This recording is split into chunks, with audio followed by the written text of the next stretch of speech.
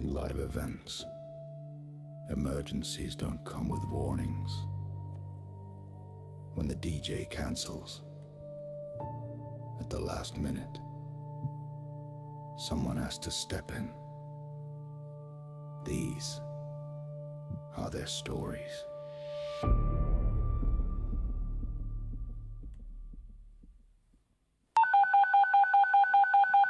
911.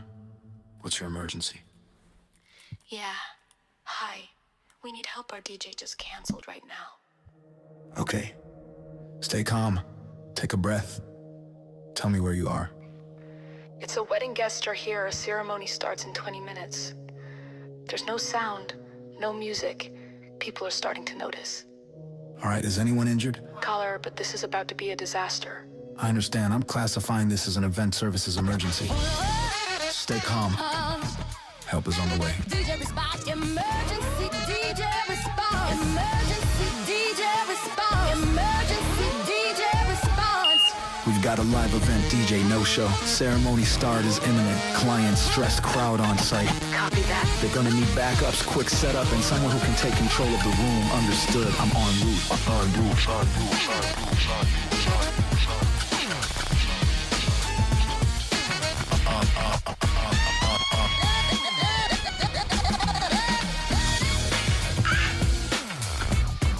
Because real DJs don't panic. They prepare. They adapt. They show up.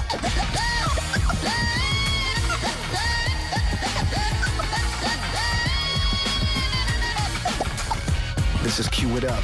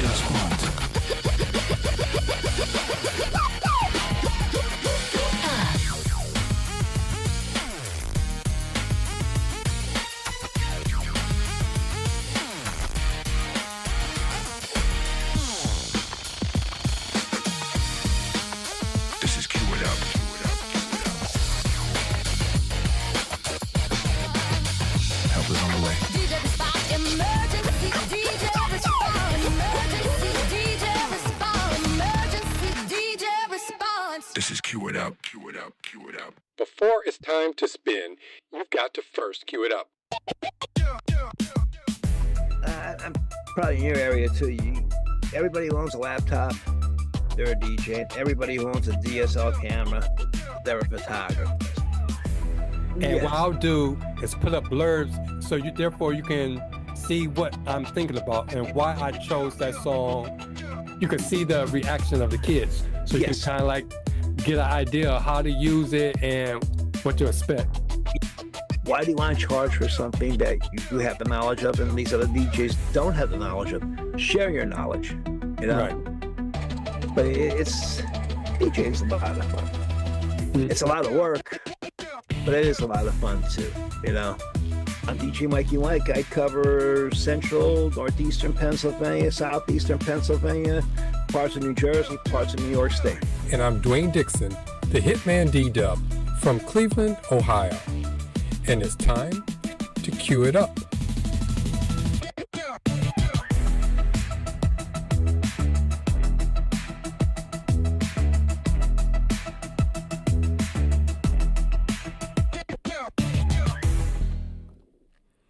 What's up, everyone? I would like to welcome you to another episode of the Cue It Up DJ podcast with me, the Hitman D-Dub. And tonight, we are joined by DJ Will. He's filling in for DJ Mikey Mike that couldn't be with us tonight. I just asked for everyone to send up Later on tonight, when you say your nightly prayers, that you send a prayer up for Mike. And then there's a couple of other people that's also on the DJ roundtable that's going through some things. So send a prayer up to them. Hopefully, the way they starting 2026 won't end the year the same way. So hopefully by this time next year, then everything will be back to the way that they're used to doing. But our Cue It Up podcast is a place for all DJs of all skill levels to connect, learn, and grow. From pro tips to real talk, we're here to support and celebrate the DJ community. So last week, we had DJ Cool Thing on our show, and the key takeaways were, we talked about the DJ reset. That was our first episode for 2026. So we reflected on our DJ professions, our successes and struggles in the past year, 2025. And then we looked at our business strategies for 2026. And then we also talked about our podcast efforts to be successful in 2026. Because I didn't think about it until Cool Thing had mentioned it, that we both started our podcast in 2025. So basically our podcasts haven't reached the 1 year mark yet. Because he started his, I think, the second week in January. And I know we started ours April 10th. So he's coming up. Oh, actually, he should be coming up on his 1 year anniversary for his podcast, The Time to Spin.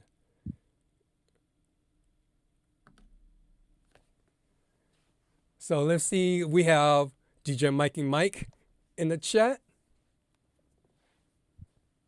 And he said, thank you, Will, for filling in for him. I can't see the chat, so. Oh, okay. I'll keep you abreast of what's going on. But tonight, it's like, again, looking over 2025. 2025 was like the first year that I tried going from being a part-time DJ to a full-time DJ.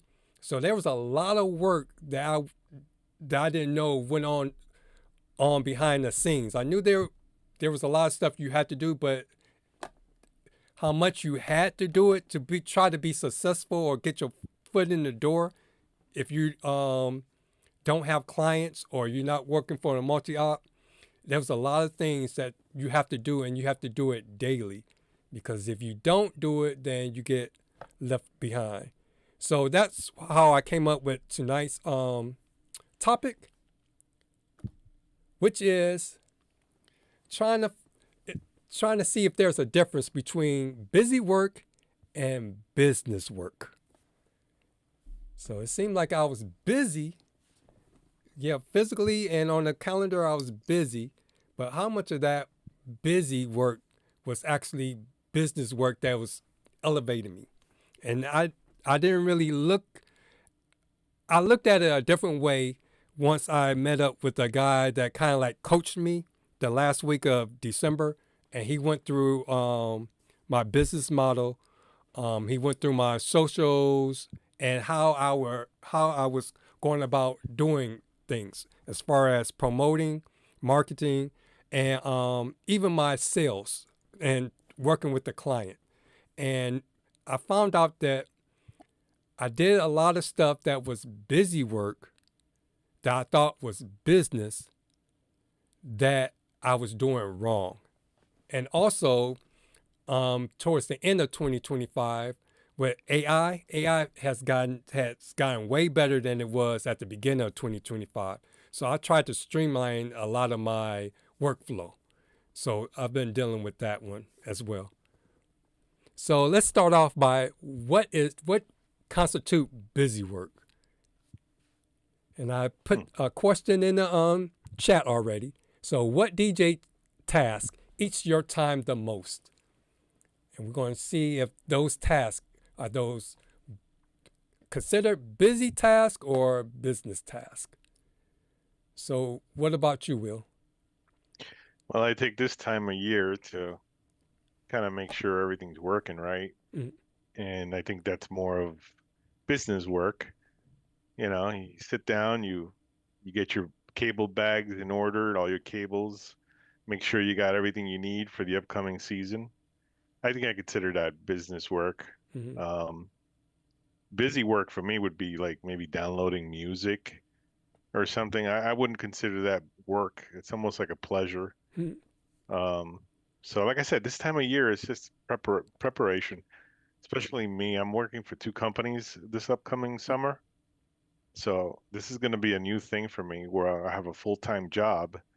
I work about 50 hours a week, and then I also going to be working for two companies. So the business work is going to be elevated this year for me when it comes towards like organizational skills, you know, trying to figure out to make sure one company doesn't interfere with the other company's bookings. So this is going to be a challenge for me. In fact, I just ordered the calendar that goes up on the wall because I'm old school. I like to visually see what I have coming up, and you know, one of those dry erase calendars for the Mm. year. And then I just put in like they give me the gigs. One company gives me the gigs, and then the other company gives me the gigs, and I just put everything up on the calendar. Something interferes with the other, then I have to figure that out. So Mhm. that's considered, it's all business work for me. There's rarely no busy work Mhm. involved in my life. Everything has to do with business.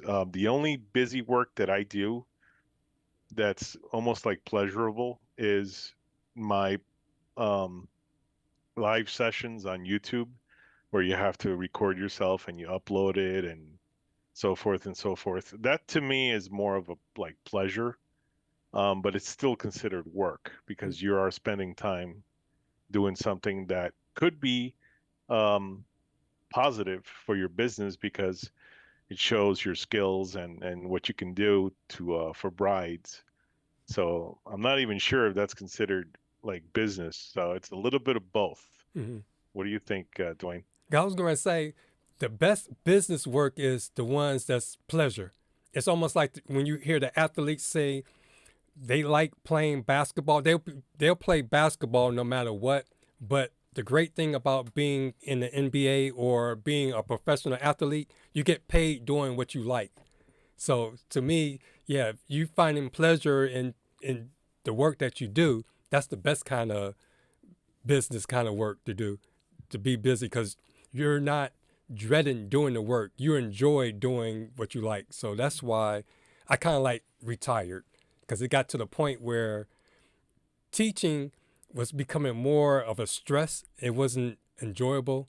And at the time, it seemed like I was picking up more gigs DJing, and I enjoyed the DJ part of it, and I enjoyed staying up late and doing the kind of, I guess you could say, boring task, like creating content creation, because that can be like a boring and monotonous kind of thing.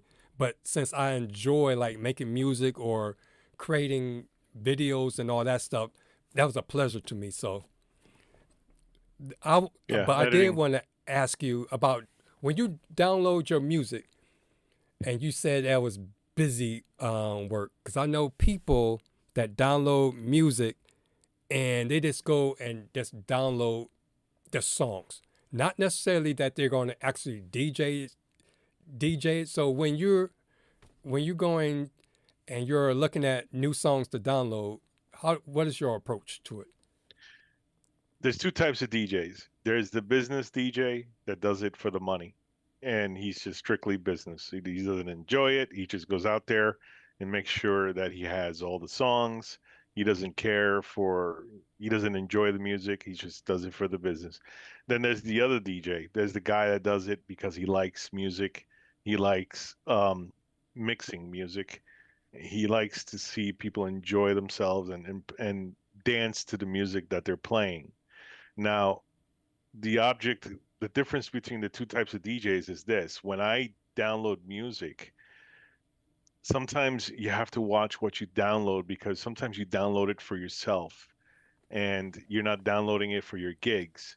You have to be careful because one is not with the other. You got to be careful when you can't play the same stuff that you play at weddings that you could play for yourself. So that's where streaming comes in. If you want to DJ a certain type of music and you download, let's say you download 20 songs. It took you 3 hours to pick out 20 songs that you feel is what you like and what you're going to play you're going to stream, you're going to live session, you record it. It's something for you. But when it comes to like the business of DJing, you just kind of have to you download what's popular first. And then what you do is you download remixes and stuff that you particularly like. So you got to have both. You got to have stuff that you could play at weddings, which are like maybe the original radio version of the song with maybe an intro, so it's easier to mix in the beginning and then an out, so it's easier to mix at the end. But try and keep it as original as you can for the song. And so what you have to do is join a record pool that you could do both. You could download the version for weddings and stuff that people won't be like, what the hell is that version? So they'll stop dancing because they won't like it because it's totally different than the original version. And then you also have the one you download for yourself for your live sessions, maybe for a club or something. So you got to be careful on the stuff you download. Personally, I download stuff for a wedding that's required. The bride requested these songs. I downloaded all of them. What happens sometimes is she'll request stuff that sounds like crap. And then you'll be like, okay, you find another version from another artist that sounds better. And you contact the bride and say, hey, listen, I found this better version of the same song that you want. The other one sounds like crap. This one sounds a lot clearer. You want to use this one. So, and stuff like that. But my suggestion is when you're downloading music, download stuff for your weddings separate than the stuff you like yourself, like that you want to hear in your session and stuff that's a little crazy. You keep it for yourself. Yeah, because that just brought up a thought. On Friday, I guess YouTube pulls the new music for the week. And on Friday, it's like I'm listening to, they had 100 songs on there. And to me, none of them were like danceable songs. It seemed like they had that Weekend or Billie Eilish kind of vibe, that dreary kind of vibe. Like lounge. Yeah. But I did hear a lot of songs that I was like, I heard the song, but to me, it was like, trying to remember what song did it sound like, because it sounds so much like an old throwback song. And then I noticed that Bruno Mars dropped a new song last week. So it's, to me, that song is like a warm-up song. I don't see it like, it's not like a 24 Karat or Uptown Funk kind of song. And I think out of the 100, I might have downloaded 25. Only because it's like I heard something that could work, because I just like what you said, I'm thinking about can I actually play this at an event? And it's like I can play it, but none of them came out like a hit. It would be something like a filler, that in betweens. Like So when you listen to an album, you're like, is this more dance or is it more dinner or cocktail hour? mm-hmm. So you have to figure out when you're listening to an album or a song, where does it fall? Is it danceable or is it more lounge? Mm-hmm.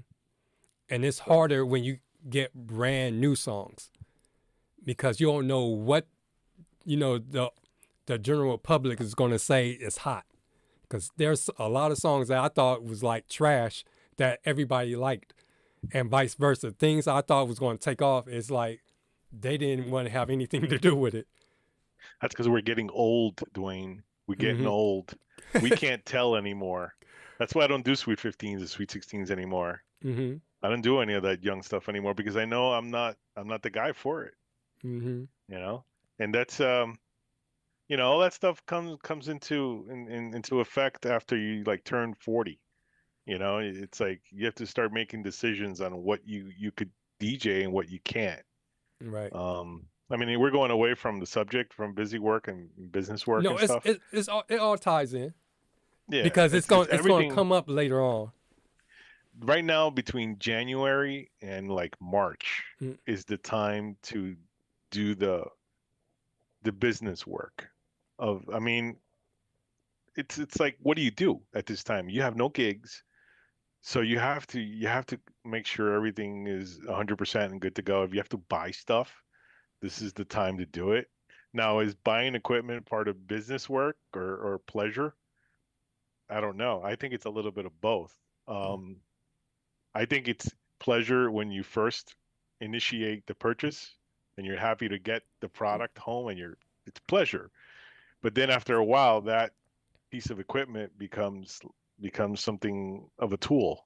Mm-hmm. So it's a little bit of both. In the beginning, it's pleasure, but then later on, it becomes a tool. Mm-hmm. But then there's some people that suffer from gas, as Daryl Burnett would say, gear acquisition syndrome. They just get stuff because it's new, not because they necessarily need it, but just so they can say they had it first. That comes with experience. The younger DJs do that. I feel that the older guys, they're set on their equipment. They're like, this is what I use. I'm not gonna change this unless something like radical comes out that makes my job easier. I am not buying any more stuff. Mm-hmm. And usually, like the wives are probably limit that too. Like your wife would be like, no, that's enough speakers. I don't want another damn speaker in this house, or else I'm gonna throw you out. Yep, because I was going to say, because the older folks have families and they got other responsibilities. The young people can still live their life. They don't have those other financial responsibilities. Don't get me wrong. I'm constantly on Amazon and Temu and all the Guitar Center, checking out the equipment and checking this out and checking that out. I'm not buying it, but it's something that I do for pleasure. I'm like, I check out specs and it's, we're never gonna be like not audiophiles. We're constantly loving equipment. I mean, this is like the real DJs that love this stuff, that do it for a passion. They're always looking for better equipment, better sounding speakers. Um, that's just the way it is. And then the guys that work the business, like the multi-op guys, the owners of the multi-op, their main objective is quality, and it's more for like a business kind of thing to make sure it lasts a long time, that it's not garbage that I'm buying, that kind of thing. But us DJs that we do like the bedroom / part-time DJs, man, we just buy so much stuff. It feels good, When you start buying stuff, it just feels. And then after a couple of months, it's in the corner. You never use it, but still, it was good. It's pleasurable. Like the first couple of days you had it. So that's what counts. Or it's like a car. You value it until it get a nick. then it loses its value. Dude, I've had my controller for like 6 years now, 5 years. I've had my controller. I haven't changed my controller, and I don't even have a backup. What I have for a backup is a auxiliary out from the headphone jack from a laptop into the speakers. So if my controller ever craps out, I'm gonna finish the gig probably straight from the laptop. I just haven't had the need. I mean, these controllers nowadays are so good that I never have a problem with them. Yeah, I've been eyeing one. I would like to get one that's like to have the motor platters, the ones that actually spin. That's the one that's the Well, we got a ones new that I one would coming like out to from upgrade Rain. to. Rain's coming out with a new one that just it'll be out soon. The Rain, I think it has moving platters. Yeah, because it was it 1 or something? But I know it's January 26th or 29th or something like that. Yeah. I mean, the perfect idea, the perfect situation would be to buy two. Have one for the field and one for home for practicing. It's kind of hard to have two different types of controllers, one in the field and one different one at home, because you practice so much at home, and then the one that you take out in the field is totally different. The buttons are in like different locations, and you're not used to it. I mean, in a perfect world, when you go out and buy a controller, the perfect would be to have two. You know, that way you get good at home, and then you take that knowledge and you rock it out on the field. You know, when you're Yep. doing weddings, it's the same controller. You don't have to worry about remembering where the buttons are. Yep.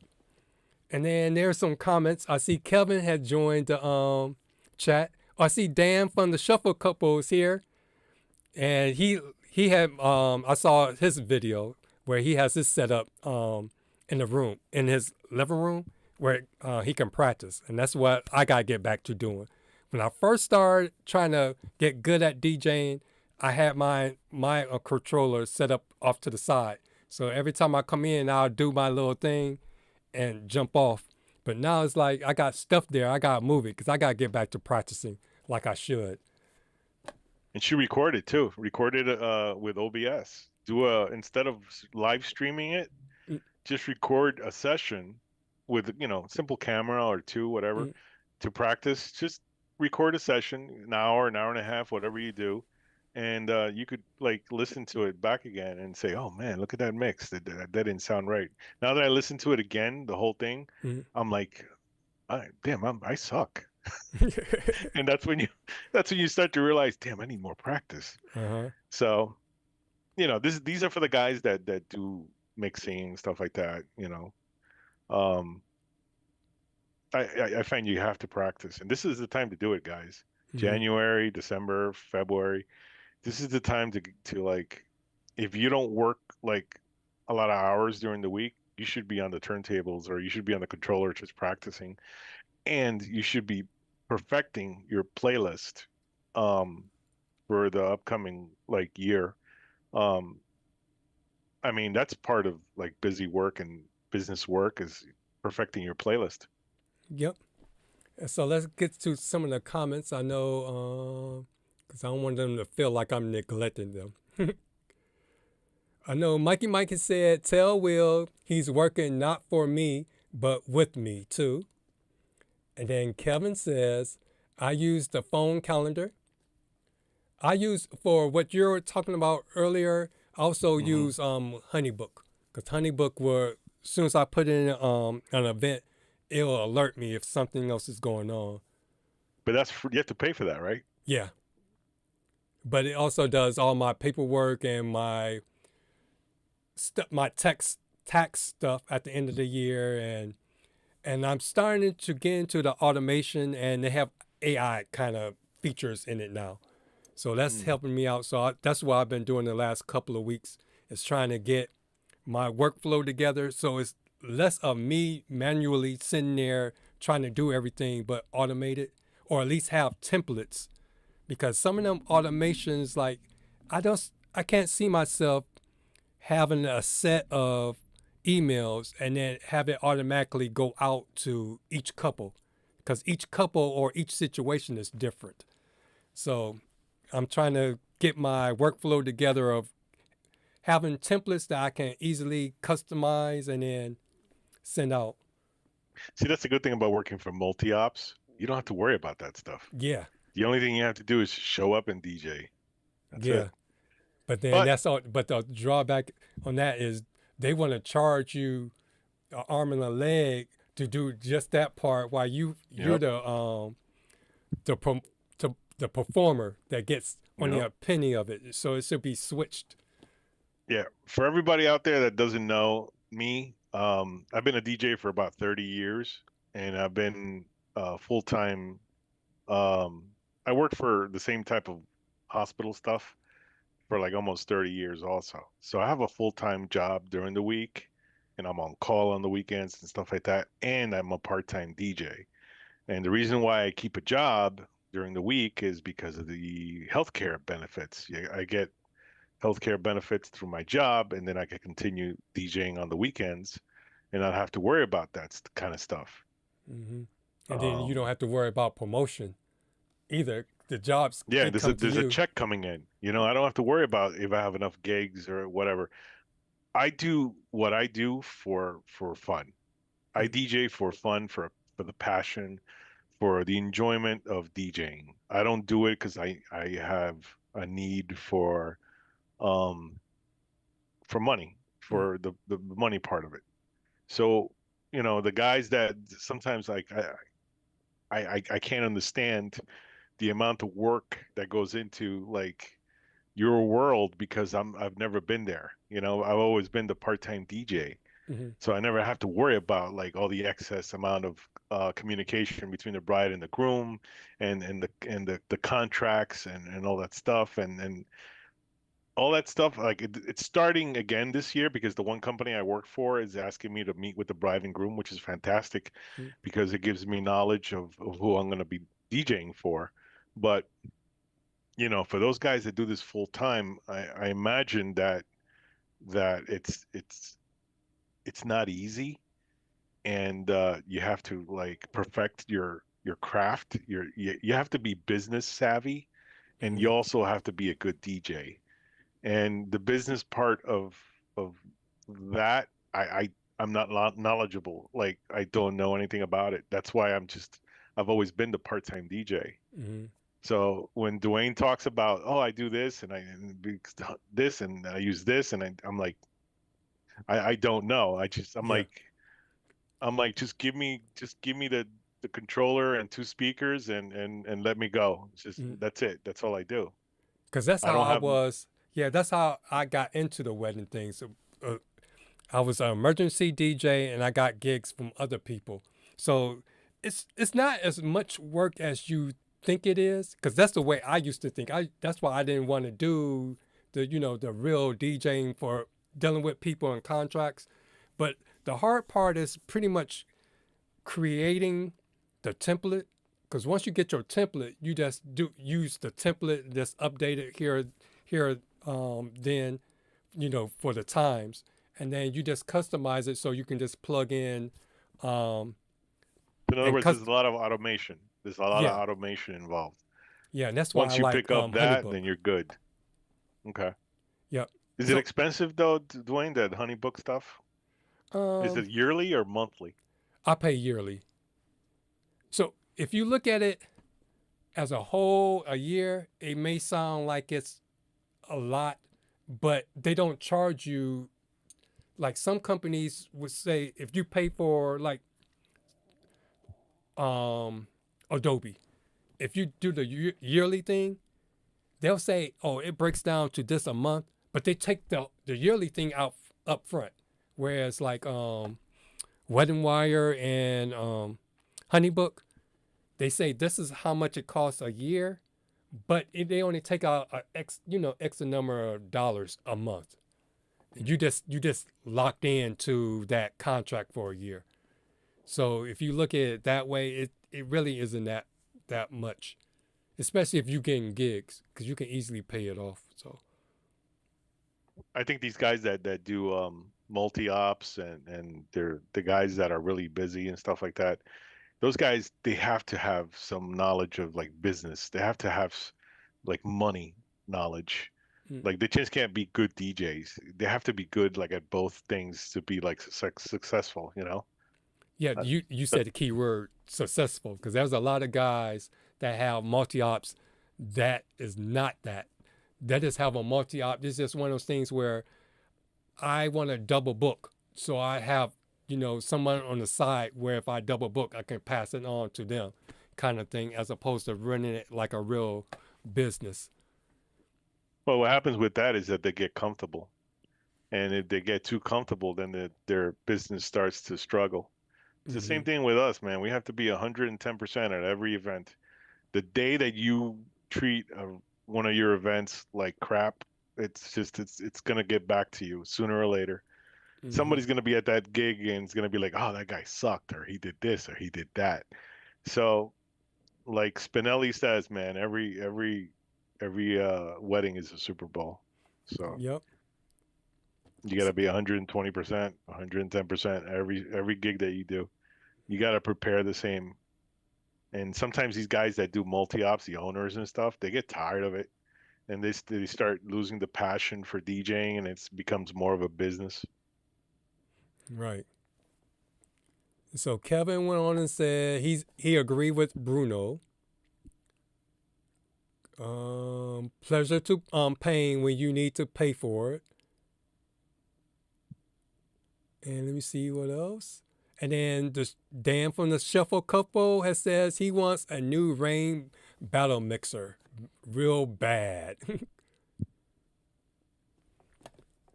And Mikey Mike says, tell you I have him covered with a controller. And he says, get the Hercules T7. And I have my very first and second controllers. And then Dan also uses HoneyBook. And then Kevin says, helps for connection with the couple. Yep, HoneyBook. Was it DJ Event Planner? There's a different CRMs. It's just one of those things where even if you just if you're savvy with using Google, like the Google Forms and all that kind of stuff, it's just, to me, doing a lot of paperwork and not being able to pull up things real quick, that to me would be like a pain in the butt, because it's just like when I was teaching and kids would hand me papers. I was like, I prefer that you hand me the paper when I ask for it, or there's a basket, put it in a basket, because if you hand me a piece of paper in the hallway or somewhere else, I'm notorious for putting stuff down and forgetting about it and losing it. So that's why I prefer the digital versions.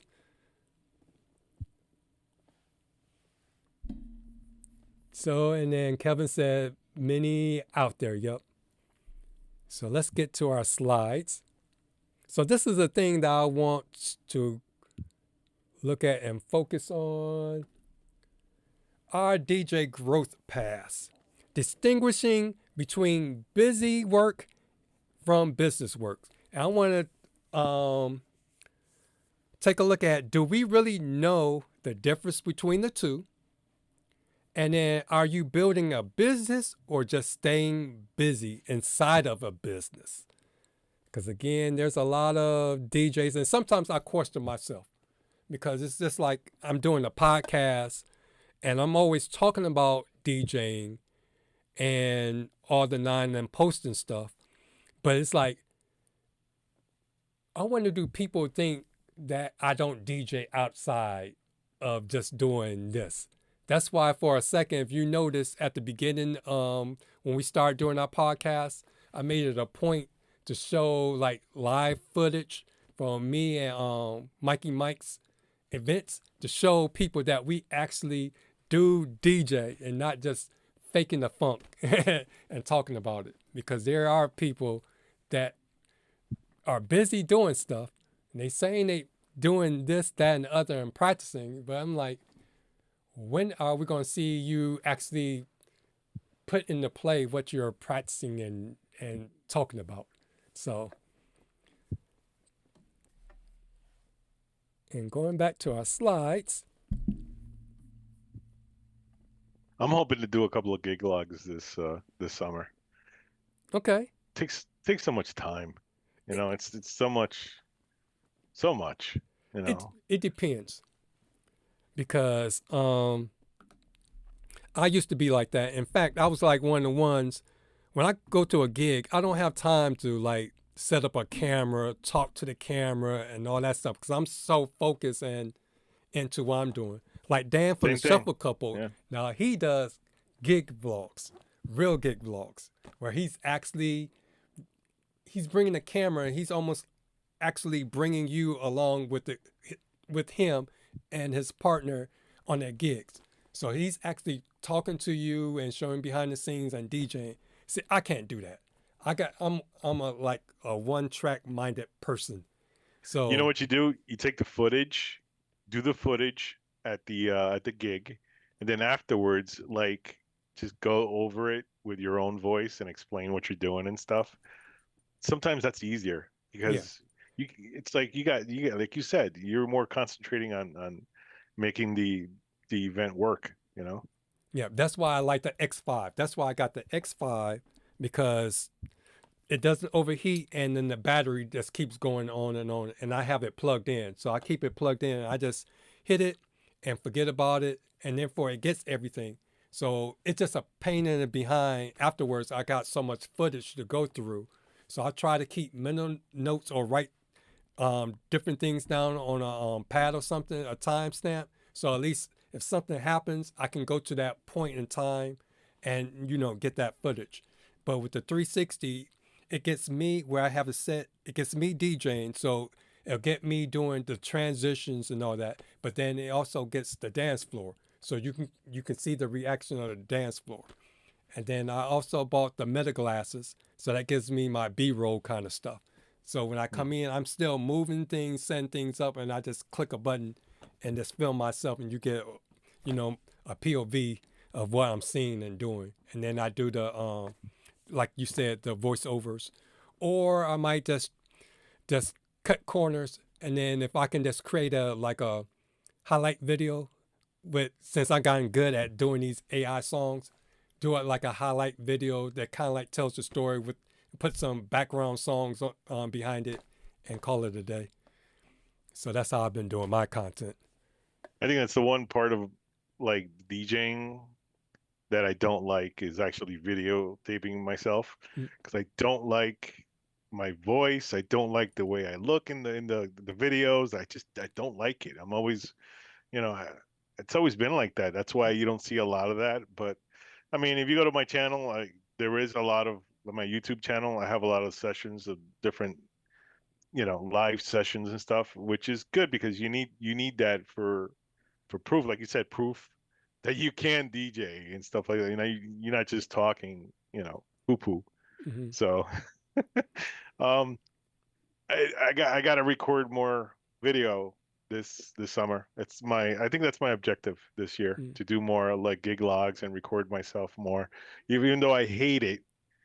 But I'm gonna have to do it because it's just the way the animal is. Yep. And then it took me a second. It wasn't until I started doing the podcast that I got used to my voice, because I was the one that's scared to get on the mic and talk because I was like, I don't like the way my voice sounds. Oh, it's horrible. I can't stand it. Yeah, no, I don't care, because I've been doing this so long, and then jumping on with Buddy on Tuesday nights, and then cool thing at times is like I got used to my voice, so I don't even care anymore. You're like, you don't like it, just hire somebody else, right? That's all. So. And then let's see what's going on in the chat. All right, so he said, this is from DJ Mikey Mike. This is a twofold question. When you own your own business, there are no vacations. That is true. And there's no time off. It's really I don't have a time off. Even when I'm asleep, my body's rest, but my mind is still churning. And then he says sick days. There's no sick days, and you have to plan a 3 or 4 day vacation around gigs. Yep, that's true. I'm the same way, Dwayne. And then he says, plus, and it's going back to setting up. For gigs, the venues only give us an hour to an hour and a half to set up and to break down too. Or when you're meeting with your couples, you got to make sure that you know what time you have to be out, because I have a couple of couples that would schedule an event, and if they have to be out the building at 12, they'll schedule to they'll say the party is almost to the time we have to be out the building. I was like, I can't do that. We have to start the party way in advance so I can get out. And then that's when we go into 15 minutes. What was that? At least 15 minutes. Well, if you want 15 minutes, then I'm like, this is all that I can bring for me to set up in 15 minutes and break down in 15 minutes. So that's where we get into the going back and forth. If you want this, that, and the other, you're going to have to give me time to be able to set it up and then break it down. You figure like the normal breakdown that we do for a standard setup is at least 45 minutes to get out. Mm-hmm. It takes us like at least half an hour to 45 minutes. Mm-hmm. I mean, I'm by myself all the time, and it takes me at least 40 minutes to get out. Mm-hmm. I can get it down to 30 minutes, give or take a few minutes, if I'm organized and before the gig, go and set everything up.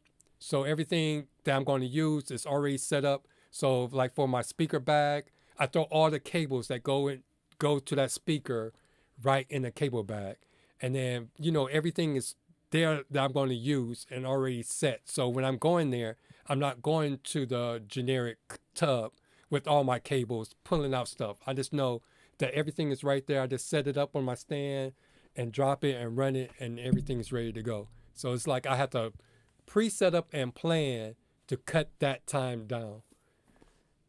But a lot of times I don't do that.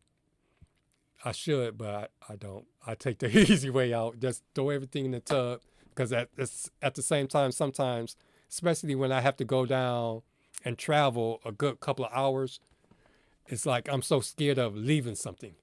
So I just bring the whole tub. As I get older, I have that fear of leaving something. And the secret is, if you can, leave everything in the vehicle. Leave everything in the van or the car.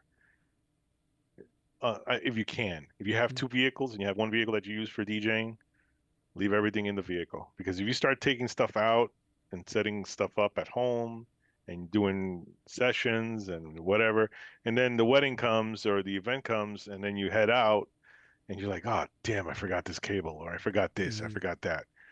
Try and keep your DJ equipment that you use for the field in your vehicle or separate from the stuff that you use at home. So, what kind of setup do you have for your DJ booth and stuff? Pioneer controller, SR2, Yamaha mixer, Phoenix microphones, U8. What is it? I forgot the name. Mike and Mike will put it on the Because the 700s, the no, Pro. UA2 something, UA2 something. Mike knows. I always Okay. forget the goddamn number. But fantastic microphone. It's been like rock solid. It's all in the case. All in the case. It slides open. Speakers. I have the QSE K12s, and then subwoofer. Sometimes, most of the time, I'll bring like maybe a 12-inch Harbinger sub, go underneath the table, or if I'm doing a larger room, the 18-inch powered sub. I find it's easier to put like one sub in the front or underneath the table and then run that out to the speakers. It fills up the room nicely. It gives you that warm bass and not overpowering people, and it just sounds good. It sounds even when you have two speakers and one sub. And then as far as lights goes, I have just LED pars. That they're all three of them like on a par on a I don't know, like on a T, I guess you call it a T bar. And then it actually clamps onto the speaker pole, one on each side, with three little LED pars, and they're all wireless. Everything's wireless, battery. I don't deal with cables. When you work for multi-ops, you have to be in and out as quickly as you can without minimal like physical just like you don't want to like kill yourself working for a multi-op, because like once again you're not getting paid a lot of money, so you have to come in and set up as quickly as you can. Simple setup, in and out. Don't kill yourself when it comes to multi-ops. Now if you're working for yourself, and that's when you come in and you have the LED, the tubes, and you're doing this and you're doing moving heads or whatever. But when you're working for multi-ops and you try to get in as quickly as you can, it's all about speed and not killing yourself because you are working for somebody else. You still want to give a good product out there, and you want to be in and out in half an hour, 45 minutes. But you're not going to do the same. You're not going to put in the same type of effort that you do with a multi-op than you do when you work for yourself. When you work for yourself, you go a little bit above and beyond. When you work for a multi-op, you're basically working for somebody else. So you're just coming in, you're doing the job, you're making sure that you did a good job, and then you're out of there. That's it. That's the whole idea for working for a multi-op. And if anybody here that wants to start up working for a multi-op and you don't know how to get started, just send me an email or send me a text or something, or find me on YouTube and I'll guide you in the right direction. I've been doing it for multi-ops. I've been DJing for like here in PA like 5 years, 4 years. I've been working with the company up here. And then in Jersey, I used to work like in the 2000s. I worked for a couple of years, and that's where I learned to do weddings. But yeah, if anybody has any questions on how to start working for a multi-op, I'll kind of guide you in the right direction. But then I was thinking while you were talking, I was like, that's why being a single op, you demand the most money and all Yeah. that. There's more work. You pay more attention to the bride and groom when it's your gig. Mm. You know, you try and like perform well. You try and do the best you can. And my suggestion is when you book your own gig with a bride and groom, promise them, just give them whatever they promised, but when you get there, always give a little bit more. Mm. You know, because they'll always be appreciative. Like you come in and they didn't want uplighting. Well, you came in with a couple of uplights and you set up a couple of park cans. You made the place look nice. Once again, it's all coming back to you. All the praise is coming back to you. When you're working for a multi-op, guess who's getting the praise? The owner. So you're just an employee.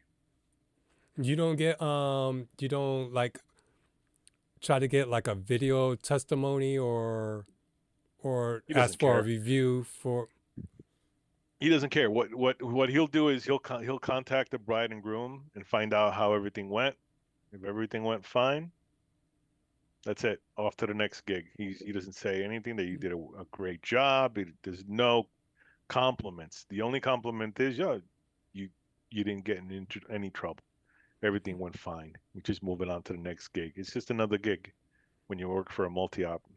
Yeah, because I was going to say maybe you need to at least bring up camera and record your gig, and don't be so quick to disconnect it at the end of the event. Keep it running. So therefore, you get the couple that comes up and will, tell you how well you did, and now you have it on camera. At least you have but he's that. not going to give you he's not going to give you any more money. The reason that you would record yourself in his gigs is to prove that you're an able-bodied DJ. You can do the job. You do the job well, and that's proof. And then he'll give you more work, but he won't pay you more. He'll just give you. He's sure he knows that you're quality DJ. Mm. That's the reason for recording a wedding session with the multi-op. And I've done that if you go to my Instagram, a lot of gigs on my Instagram are from the multi-op. And that's just proof to him that I'm able to represent the company in a good way and do my job. But I ain't going to go above and beyond when I work for a multi-op. I'm not. I'm not going to bring extra stuff that's going to slow me down. I'm not going to bring heavy stuff. Everything that I bring for the multi-op is to make it easier for myself to get in and out. Yeah, it's like, to me, I was like, I'll still try to sneak it in, at least bring some of that spotlight back on me. So at least, hopefully, he'll throw more gigs your way as opposed to, But he's not going to pay you more. He's going to pay you the same thing. He ain't going to give you more money. Now, when you're doing a gig for yourself, that's when you do that. That's when you bring in the extra stuff, when you record it and do this and do that. That's because it all comes back to you. Mm. That all that effort and all that stuff that you did is just going to come back to you because it's your own thing. All that going above and beyond when you work for a multi-op is just going to go. You're representing the company. It's not DJ Will Silva. It's Right. Gold Unlimited or whatever the company name is. So whoever comes in after you is you're basically just another body to the owner. Unfortunately, that's the case. But the funny thing is, the DJs that work multi-ops have more pressure on them because they're working for a boss. They're working for somebody else. So there's a lot of pressure to make sure that you get there on time, you do your job, you have all the intros and all the music and all the requests, and everything has to be perfect. Because if it's not, it's going to go back to him and they're going to ask for money back. And that's what sucks about working for a multi-op. The other good thing about working for a multi-op is that you don't have to do a lot of the other, stuff that you do, Mhm. like with the business part of the work, like the taxes and communication between the bride and groom and the meetings and all that stuff. I don't have time for that. I have a full-time job during the week. I have time enough to throw the equipment in the van, make sure everything's working right, have my itinerary, have my playlist, get that straightened out the night before to make sure I got everything good to go, and then do the event the next day, and Mm. then rest on Sunday. That's it. That's my life. Mm. But hopefully this year I'm working for another company. I'm working for two companies this year. The other company pays me a lot better. So they want to pay me a lot better. I'm going to be bringing the white setup. I'm going to be bringing the white speakers, the nice, maybe uplight, maybe a lasers, whatever. I'm just going to represent them better because they're paying me better. Mm. Money talks, everything else walks. Yep. So, But I'm that's thinking that's you're thinking it's harder than what it really is.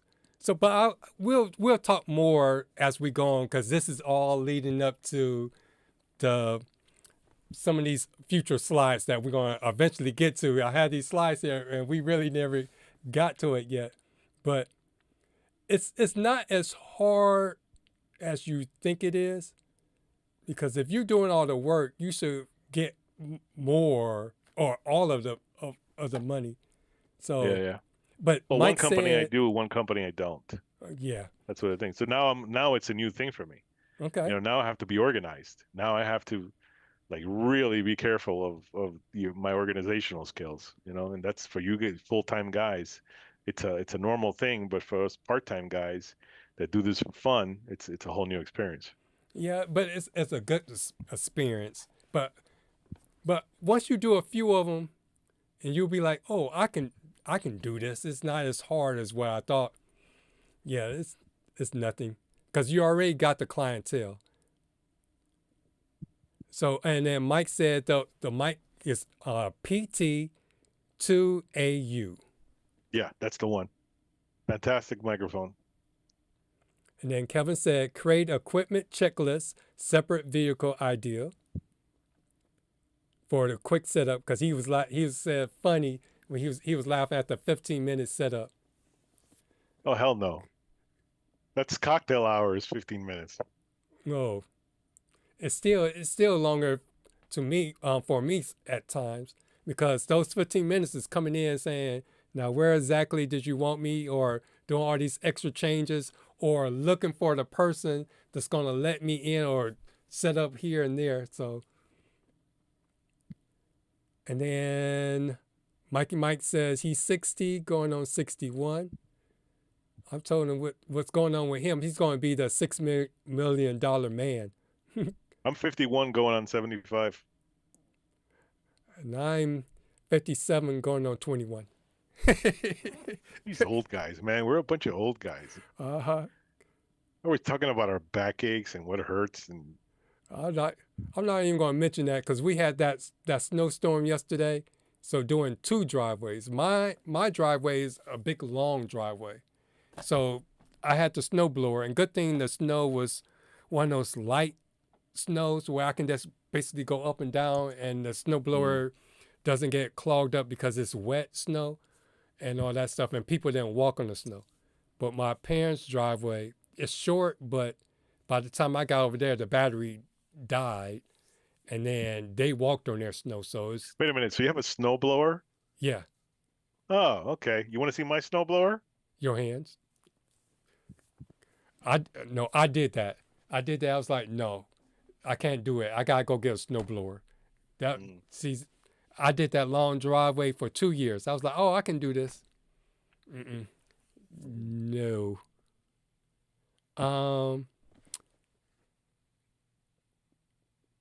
And then let's see. Kevin said Will may get in trouble for requesting kudo. Oh, for asking for for asking for the reviews or having people record to basically record your reviews and comments. And then he says Kevin always asks for exit time. Yep, I do that too during a consultation. And then he's asked, do you have a problem with tuning your own horn?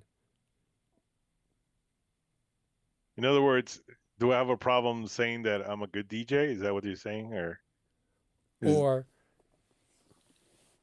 let me see.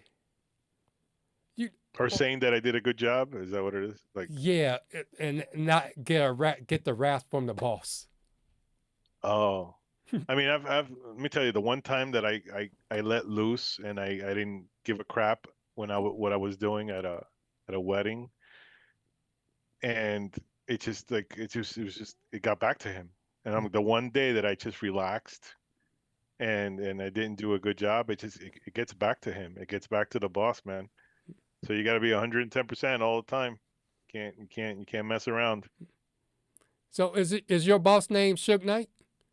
No, but you know, I might be just like you know, I'm overdoing it a little bit when it comes to that kind of stuff. Like I'm exaggerating, but in our mind, in all our minds, I mean, we have to be like 100% all the time, man. It's just like we can't be bad DJs in our mind.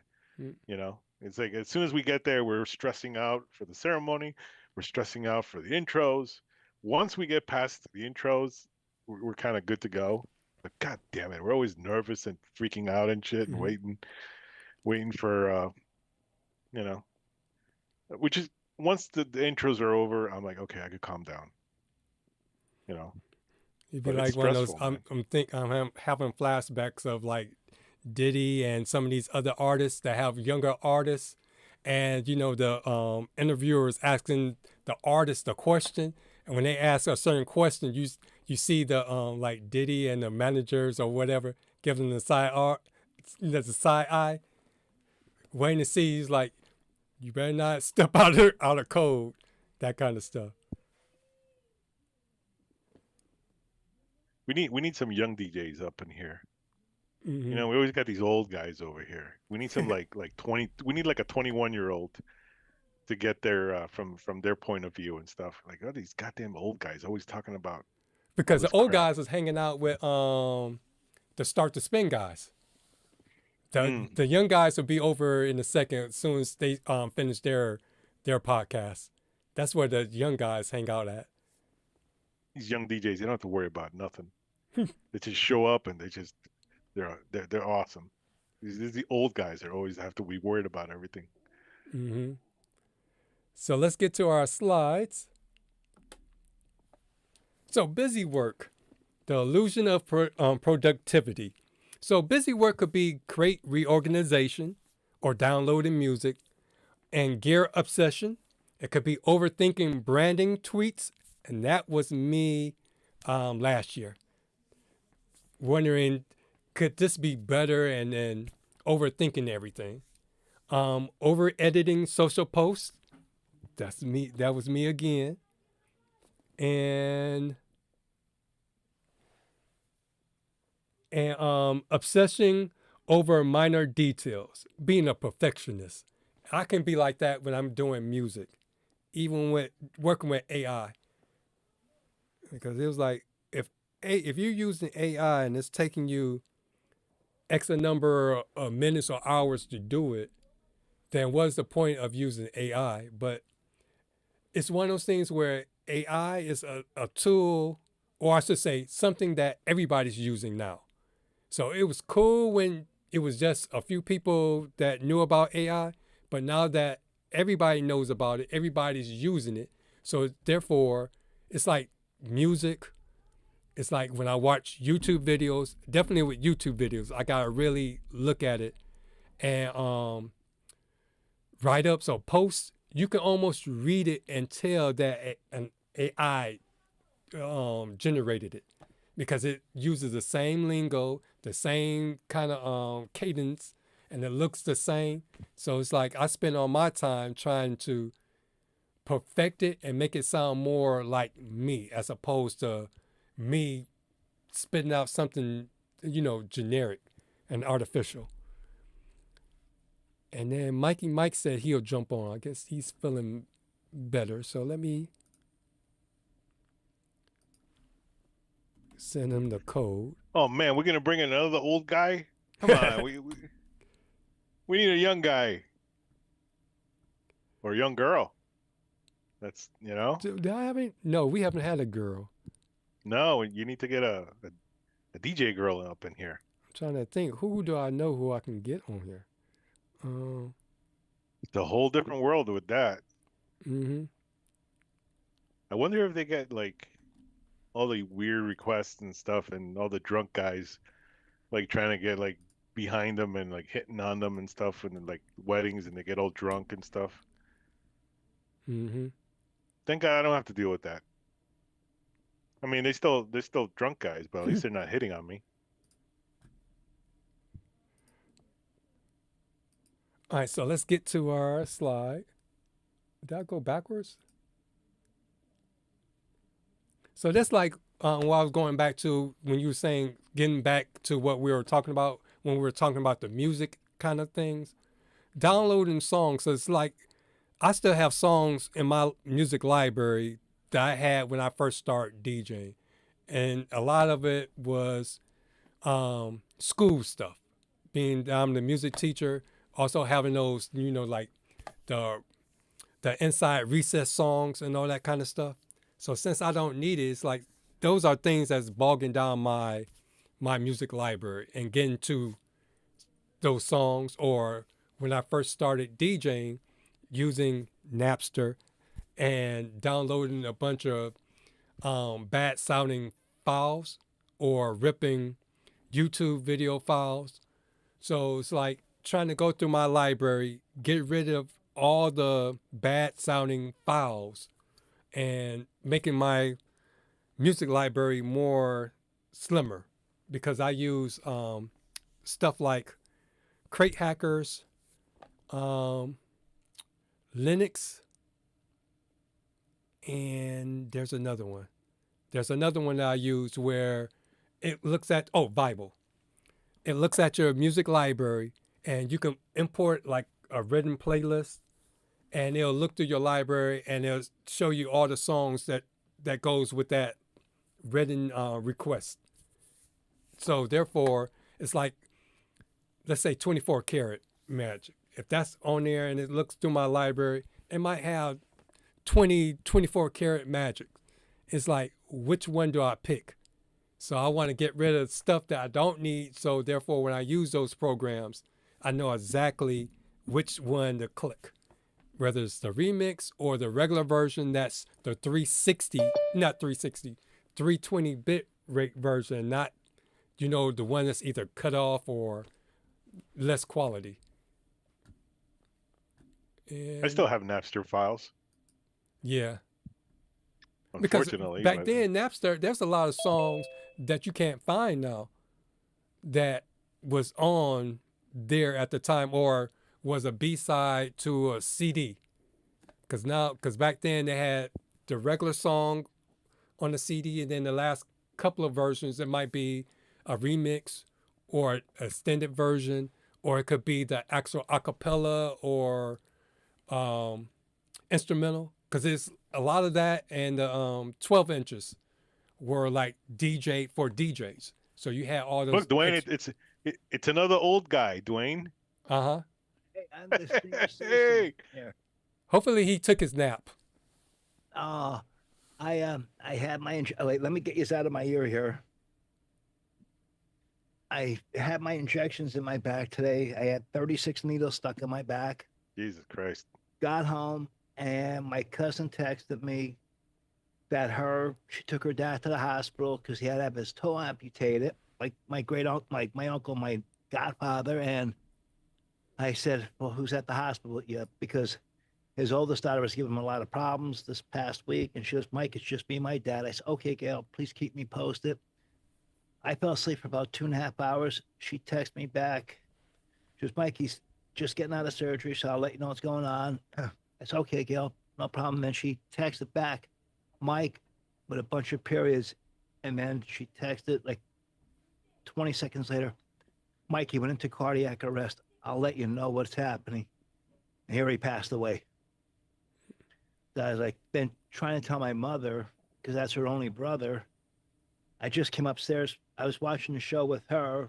I'm texting to you guys here. And she's on the phone with my cousins. And I'm like, oh, I have to take a break for a little bit. I have a gig tomorrow night. Dude, that's the problem with our job, man. When you have Oh. situations like that. Dude, I can't even lift up my left leg tonight. I just from those injections. I know it's going to get better. I'm at the worst right now. It will get better, but now I have to go see the orthopedic surgeon. I mean, Dwayne, I just went up from $6 million to about $8.5 million man. No, and somebody passes away like the night before you have a gig, and then Oh yeah, my mind's not even there. yeah. I mean, I'm like, and I'm looking at this list of music the kids sent, and I'm like, do I want to do this? Don't I want to do it? You know, or just play normal music? Say, sorry, I don't have that. Sorry, I couldn't get the radio edit. You know, I don't know what to do. I'm gonna get some of their songs. They sent probably about 300 songs. I'm not doing all 300 songs. There's no possible way. No possible way you could play 300 songs in 4.5 hours. You know. that's So, basically that's a jukebox. That's when Yeah. you become a jukebox. Yeah. That's Dwayne, I not want it. to thank you, buddy. Thank you for your kind words. I truly, truly appreciate. Will, I want to thank you for filling in.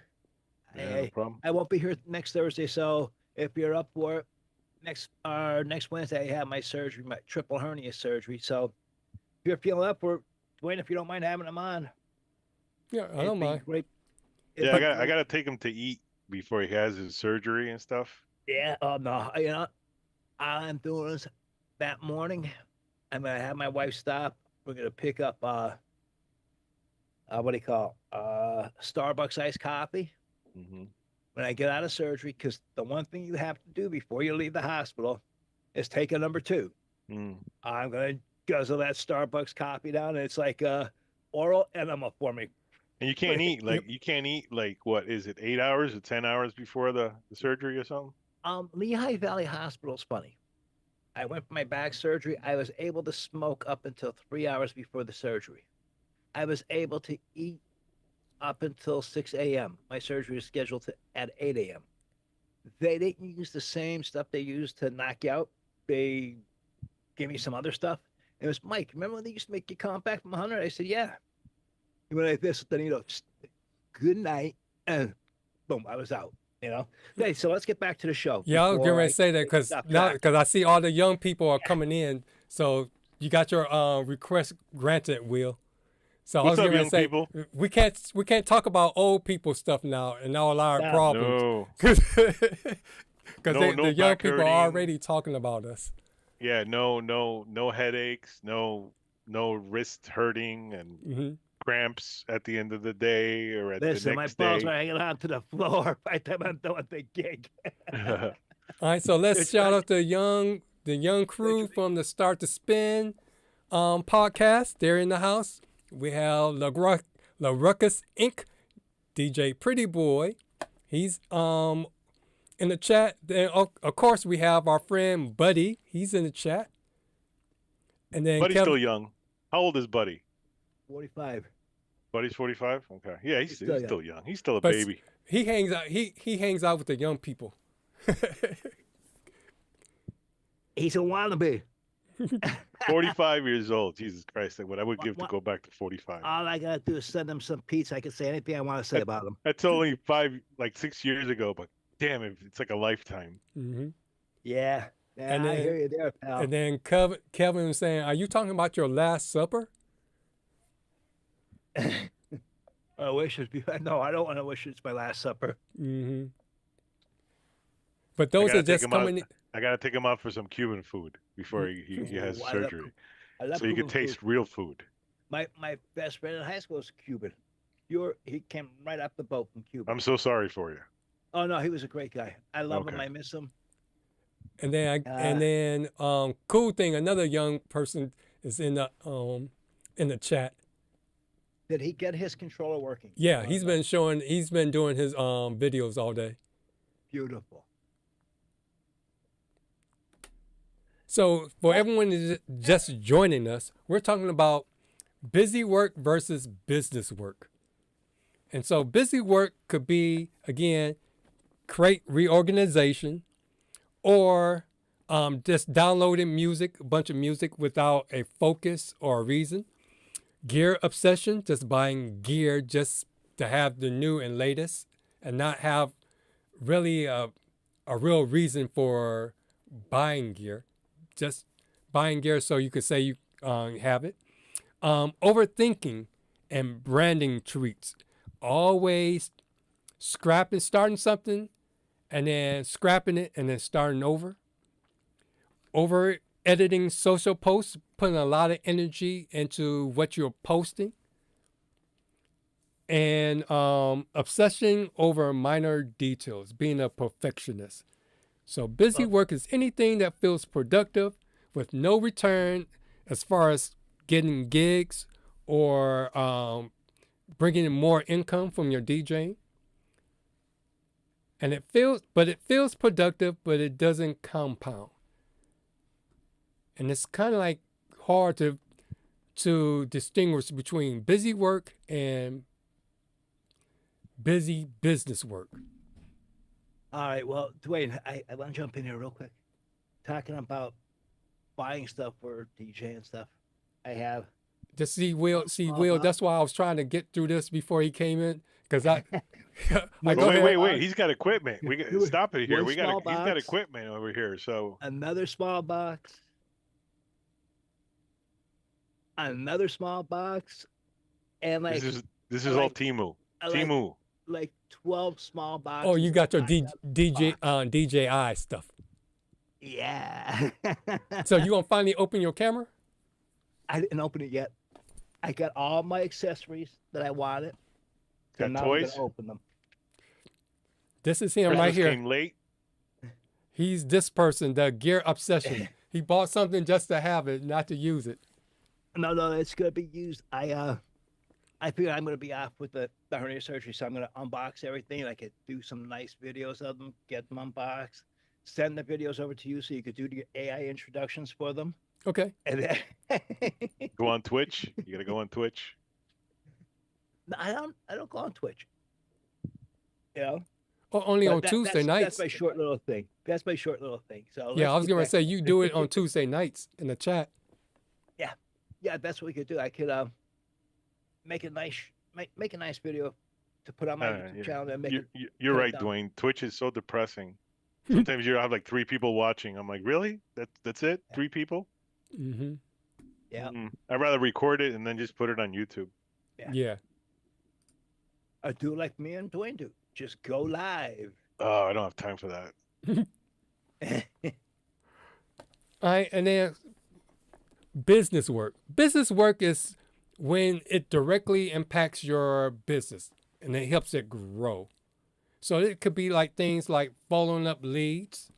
It could be things like what Will had said earlier, making sure your equipment is in order and organized. And it says focuses on direct increasing revenue, includes lead follow-ups and booking workflows. And that's what I've been really busy doing, trying to automate a lot of mundane email follow-ups and all that kind of stuff. It actively gathers reviews. And of course, like what we've been saying all along, it's something that's not exciting, but it pays for it later. And this is the kind of stuff that if you can automate it and use AI, try to use AI to make it easier for you.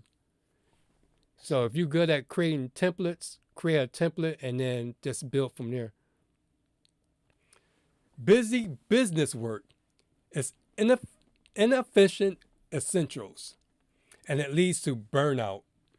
So that again, going back to doing a mundane task of sitting behind a computer or doing the phone calls or responding back to emails, that could be very time consuming and boring. So again, we're going to discuss how you can automate that and use AI and some of the things that I use to kind of like help me.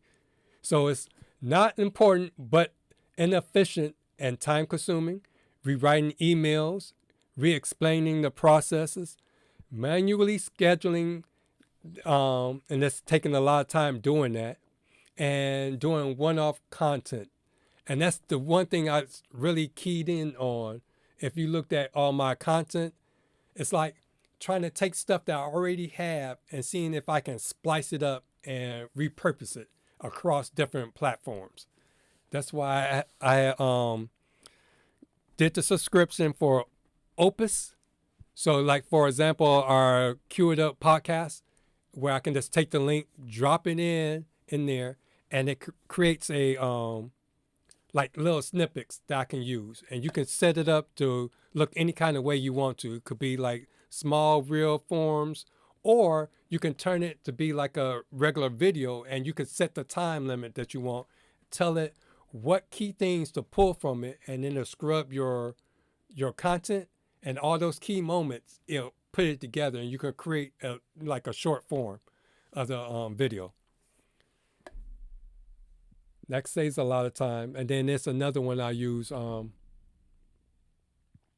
know YouTube will cut it up in shorts for you, but YouTube shorts some are good and some are horrible. I've seen some, I'm like, why did this person make this into a short? It's like it cut halfway in from one segment and it ended halfway through the other segment. It's like, wait, I missed the first half, I missed the last half. So it's like, if they did it on their own, they would have been better off.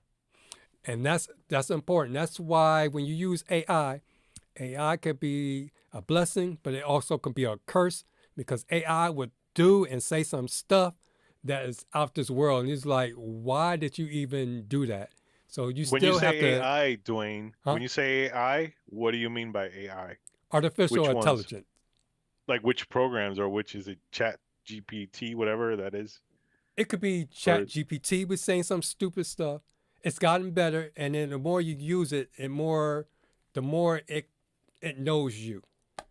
Because like when I first started using it, I swear Chat GPT was very racist, because he'll say some stuff. Now I'll say, no, say it more like the way I would say it, or I give it some parameters. And if I use words like urban or inner city, or just say it in the form of the way a DJ, speak in the tone of a DJ saying it, and then start saying this, yo, yo, yo, what's up, party people? All this little spoofy stuff. I'm like, dude, it used to piss me off all the time. Or it said, I give a picture of me, I'll say, create me doing XYZ. And it'll show everything but me. It's like I'm a different race and all that stuff. I'm like, dude, don't you know anything other than just this one thing? So it's between that. I know I use Filmora. Filmora kind of like cuts stuff up. And Opus, again, they'll cut stuff up. Huh? For editing, Dwayne? Huh? The Filmora? Yeah, but it does a lot of AI stuff. So I got Wonder. Is that Wondershare? Yeah. Okay, I use that too. Yeah. Yep. I got into DaVinci Resolve, and I'm starting to understand a little bit more and more and more. But it's so intriguing, it's unbelievable. Yeah, but you gotta check behind it, because it's just like what I forgot who said it. It will show a video. Oh, it was Mike. It'll show a video, and then it'll do this weird cut. It's just like the first video I learned from the first video I did with Sean when he was talking about his photo booth, and I didn't know. I thought the video that it cut was all that you had to work with. I didn't know you can go and actually edit and move things around, because it showed Sean talking, but it was busy showing me on the bottom, looking at my screen. I'm typing up what Sean says, but for someone that didn't know what was going on, it looked like Sean was talking, but I wasn't paying him any attention. And then it for some reason cut to Mikey Mike, and it just so happened Mikey Mike is looking down at his phone, but it looked like he was asleep. So it's like, if I hadn't known that, I would have cut those distractions out. That's getting us clicks. Just don't tell Buddy that, okay? All right. Yeah, but it's like, you have to check behind AI, because AI will say some stuff and do some stuff. It's great, but sometimes it'll just say some wild stuff. That's another part of our job that pertains to business that I don't like, and that's editing the videos. Pain in the ass. Mm-hmm. Will, did you get that gig that I sent your way? Yeah, I'm actually sending the contract probably tonight through and we got to talk about that one of these days. Like what I know you use HoneyBee, right, Dwayne, to I use HoneyBook, send contracts. Yeah. There's a free program that I use to send contracts over email where they get to sign it and everything and send it back to you, and it's free. Okay. We'll talk about that on a different day. Dwayne, I'm starting a multi-op. Will's my first worker. Yeah, that would be the third company I work for this year. Guess how she has to pay me? Yep, because that's what I'll put the two together when you had made the comment earlier, but I didn't know. But when Will said he was working for 2 multi-ops, I wasn't sure if you was the second one, but he just confirmed that you'll be the third one. No, he's not working for me. He's working for himself. Any gig I get that I can't do, it's going right to Will. And whatever, people come up and they ask me for a price on a wedding, and if I tell them $2,000, I tell Will, I charge them $2,000. Wow. I appreciate it. I appreciate anything that comes my way. No problem. Yeah, but I was telling Will, it's the contract, the business side of DJing is not as hard as people may seem. It's busy, but if you have a template, or especially if you could streamline it, if you have someone that's willing to sit there and kind of like help you create your own template, not necessarily just take it directly, word for word from the person, but if they sit down and help you create your template, it's not that hard. It's just once you get your template, you just keep repeating the process. Yeah, because I heard that HoneyBee stuff is like you could adjust it, right? It's like you could like make it your own. It's not just like one program. It's like you kind of mold it. Yeah, you can start with a blank one, or you can have a template one. And at the time that I got mine, it was because Rick Webb was promoting it. So I got the discount. I think it was a 15% discount at the time by using his, I think it was Rick Webb or Webb or something. You type that in for a discount. I got the discount. And then as an added bonus, he had some templates that he used that included in there. So I basically looked at his template. Then I had a copy of the guy. I had to get him on the show, DJ Randy, that got me into doing the weddings and stuff. He showed me his contract, and then of course I had the generic one. So I just looked at all 3 of them, just borrowed and pieced it together, and that's what I use. Yeah, I'm still old school. I want to meet with the couple and stuff, but I learned over the years because I've been doing this for 20 plus years. Yes, they are my boss because I'm DJing their wedding, but I set precedence right down when I first sit down with them.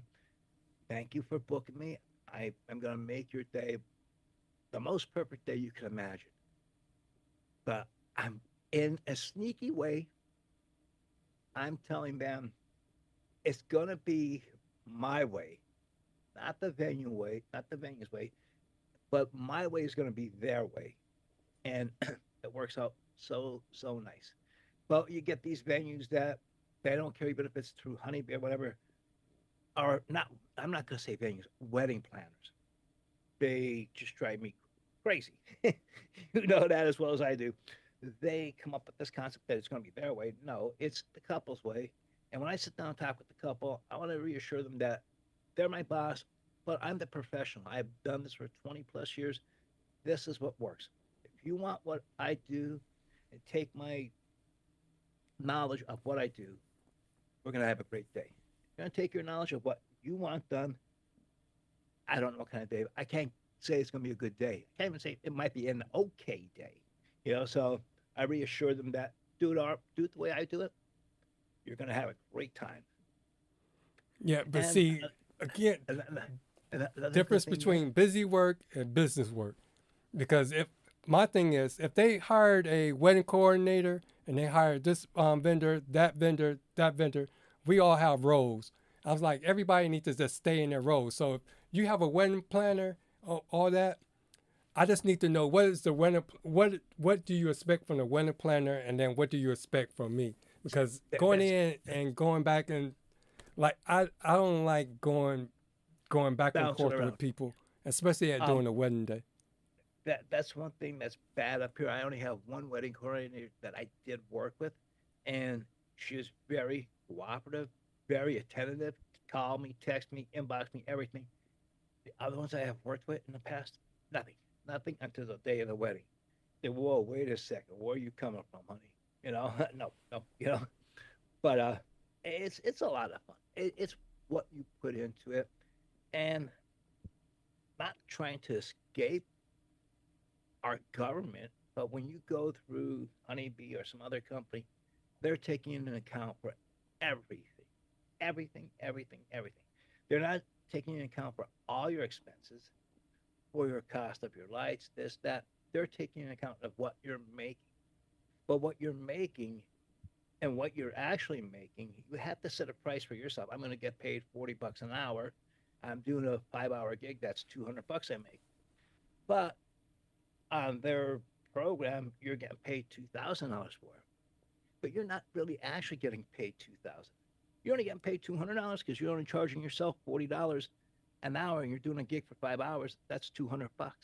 The rest of it's going into your company for the cost of your lights, for the cost of your speakers, the cost of your controller, cost of your music, cost for the lights in your house, the cost for the energy to run your computers, cost for the gas to get to the venue and back and forth. These companies just take the overall price tag of what you made for that day. It's not what you made for that day. That $2,000, that's what your company made, but what you actually got paid. You have to set the payment plan for yourself, or pay rate for yourself, and boom, that's what you I think actually that's get the paid. difference. That's the difference between a full-time DJ and a part-time DJ.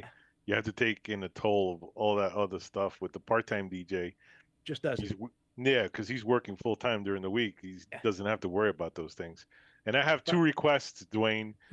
I want a wallpaper, Cue It Up wallpaper, and Mike's not allowed to wear a Jets shirt anymore during the stream. Better than the Giants. They were getting a better pick. Hey, we could all wear a brown shirt. Yeah, I wonder who we gonna get for our coach next. I wish they get rid of my coach. How about the whole team? Yeah, tell me about it. No, well, I can't say the whole team. We got some good running backs there. I got a couple good receivers. But well, I got your email address. I'll send you if you want the one I have. I can send you the one I have. I Cue it up behind me. Yeah, you know what? Mike's looks a lot crispier than Dwayne's. I don't know if it's the pixelation. I've worked with Photoshop all my life, so I just boom, boom, boom, boom. I set my canvas. I set it at 800 DPI. The picture these pictures that are behind me, they're only 72 DPI. Every picture is downloaded off the internet, but when you bring them over into an 800 DPI canvas, it just boosts the image a little bit because it's not going to really boost it that much. But what you see on a computer screen, if I printed it out, it would look like crap. That's that's just heads up. Also, AI.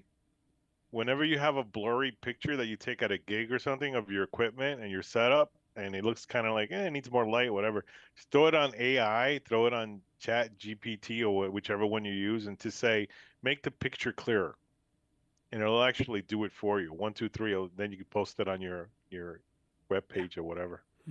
But yeah, send it to me. That's cool. That's a cool background.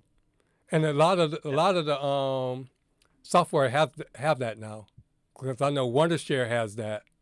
But you have to pay extra, right, Dwayne, or for all that stuff, or basically because they give you tokens and stuff. Doing that kind of stuff, you have enough tokens that you shouldn't run out. You run out of tokens when you do the either the text to video or Text a to picture speech. to video. Now that stuff will eat your tokens up real quick. See, DaVinci Resolve does it for nothing for you. I have Photoshop, Creative Suite. It does it not for, but I'm saying it does it for nothing, but I pay $70 a month for it. So it ain't really doing it for nothing for me.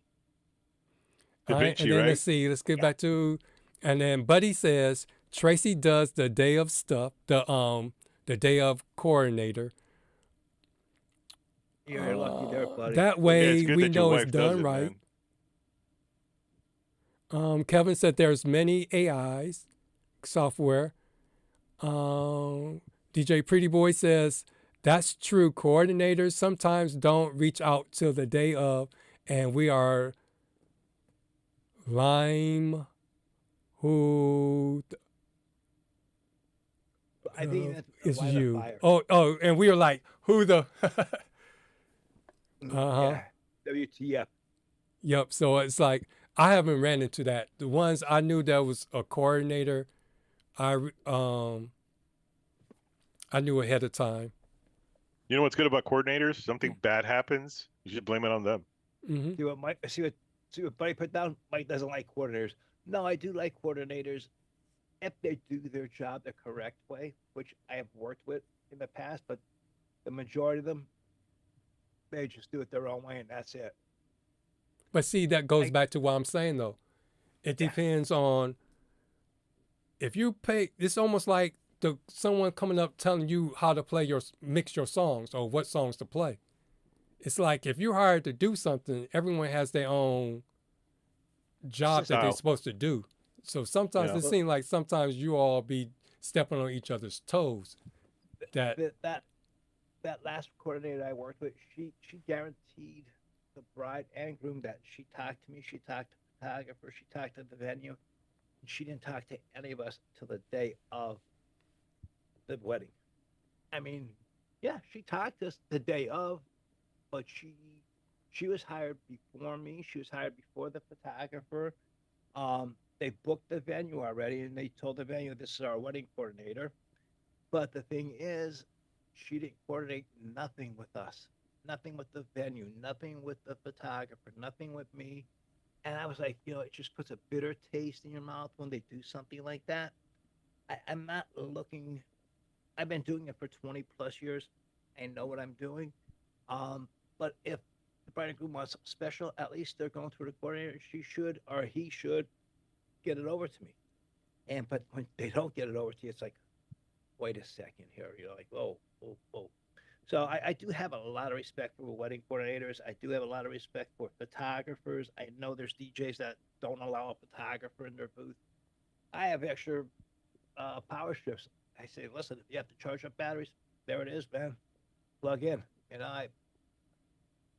It's not my day. It's the bride and groom's day. That's it, Mm. all right. So getting back to our. Hey, is the cat AI? No, this is my little girlfriend. This is my Clementine.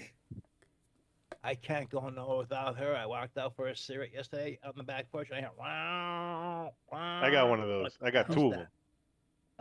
I got 6 of them. I got. Oh goddamn! I got two black cats. I got 2 black cats and all multicolored cats after that, except for Fred. He's a tiger cat. And I'll tell you again, I want to thank Will and I want to thank Dwayne for everything tonight. Thank you guys from the bottom of my heart. Mm-hmm. And then cool thing it says all the coordinators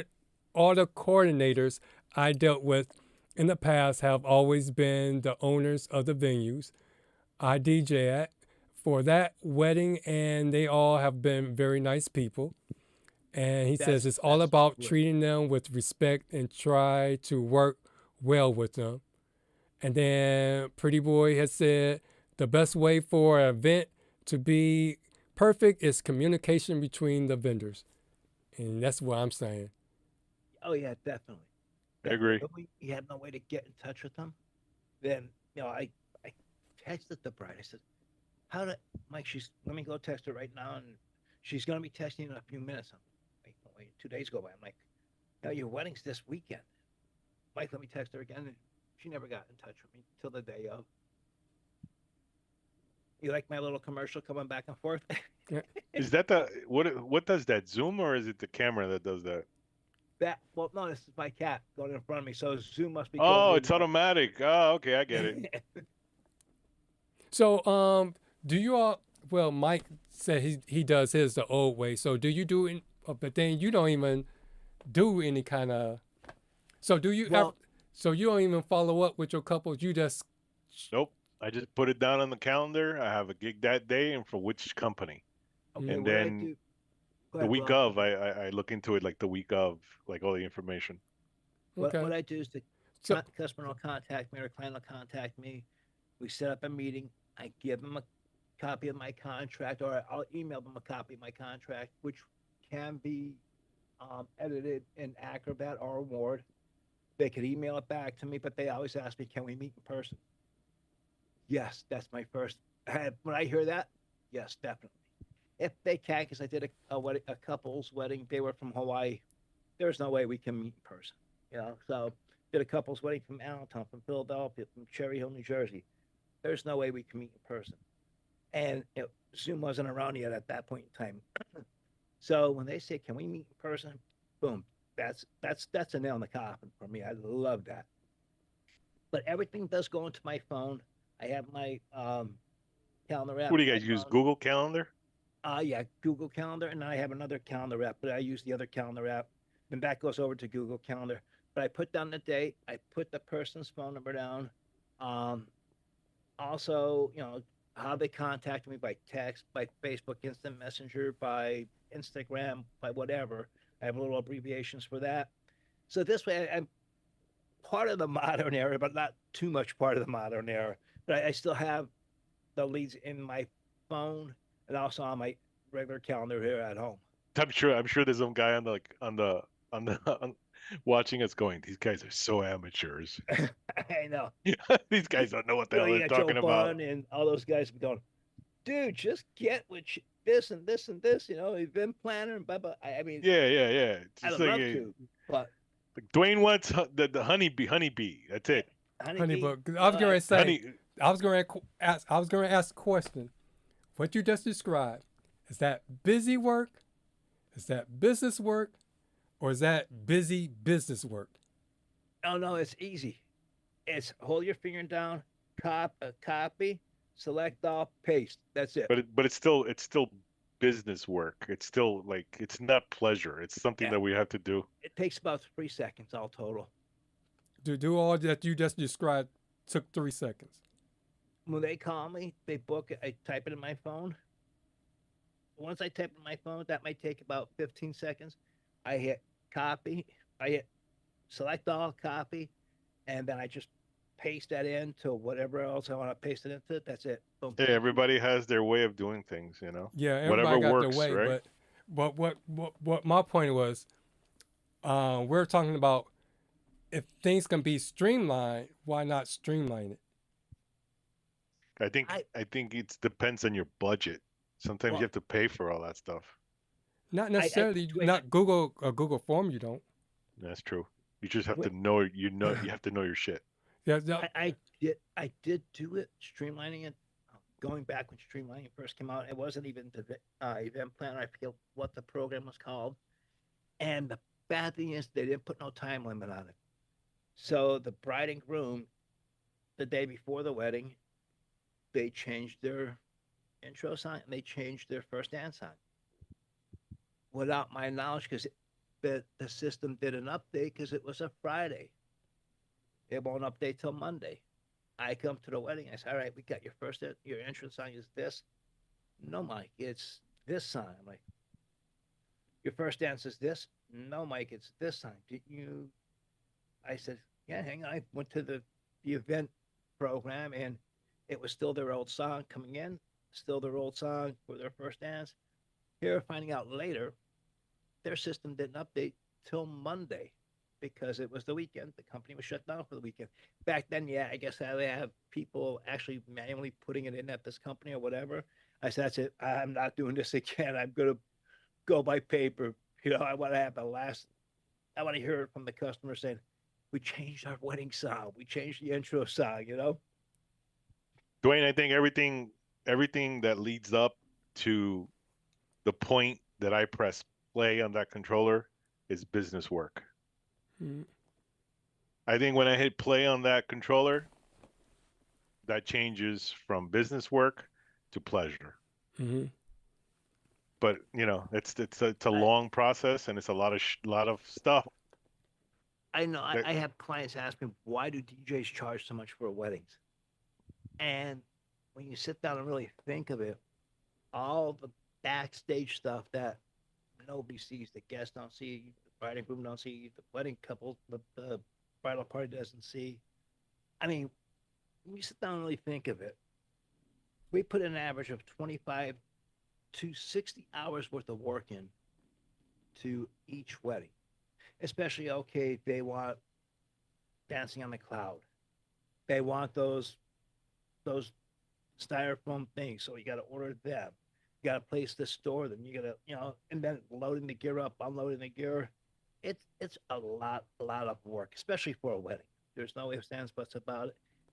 Even for regular events, it's still a lot of work, but you're there playing music. You're not really. If you make a mistake, you make a mistake. At a wedding, if you make a mistake, you stand out like a sore thumb. If it was up to me, I could have somebody like just show up and set up everything for me, and then I'd show up with my laptop and then DJ the wedding, and then at the end of the night, close up my laptop, go home. Sounds That like would be sounds like the one production company I know my niece had for her wedding. that would be my What you perfect. call production. That's it. That would be my dream. Yeah. I don't have to carry shit. And Frankie excuse had the language. Frankie had all his guys come in, set everything up. The DJ came in. He didn't even bring a computer in. He brought 3 flash drives in with him. That was it. Boom. That would Hit but he play. probably gets paid like nothing. He got paid $125. That's nothing. Yeah. That's like club play. That's almost like bar. Like But the thing is, he said, "Mike, I'm here 4 hours. I don't have to do nothing." He said, "All my other friends are working in like McDonald's and stuff like that because he was in college." He said, "They're not even making $125 for the week, and they're working 4 or 5 nights a week." He said, "I work 5 hours, 4 hours, I make $125." So it was a plus for him. So getting back to how many hours do you say you put in for a wedding? Between 25 to 60 hours. depending on the wedding, though, right, Mike? Not all the weddings are the same.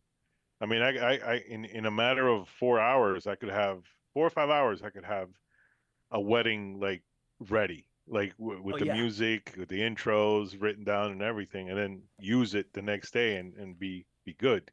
Yeah. You're talking about meetings and all that other stuff where you do with the client, right? All that other stuff. Yeah, I'm starting from the point you get the phone call to when you hit stop at the end of the night. So that's including the reception, everything. If they have a ceremony, it's from the first phone call to, "Ladies and gentlemen, let's hear it for our couple. Let's give them a big round of applause," or whatever. And also, ladies and gentlemen, if you've been drinking a little too much, please call an Uber for your ride home. All right, I'm DJ Mikey Mike. Thank you for sharing the night with Jessica and Jeffrey.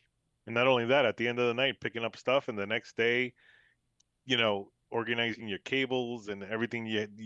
Something broke or something, you have to do it the next day. All that stuff is it's still part of the gig. Because I was asking, this is what I was getting at, and Buddy sums it up. He says, "Work smarter." Wait a second. Tracy's doing all the work there. That's true. But he's working smarter though. Work smarter, not harder. Yes, they're doing the work. If you own a business, you have paperwork to do. Software will help you work smarter, less time on task, saving man hours, saving money. So this was the point I was getting ready to get at.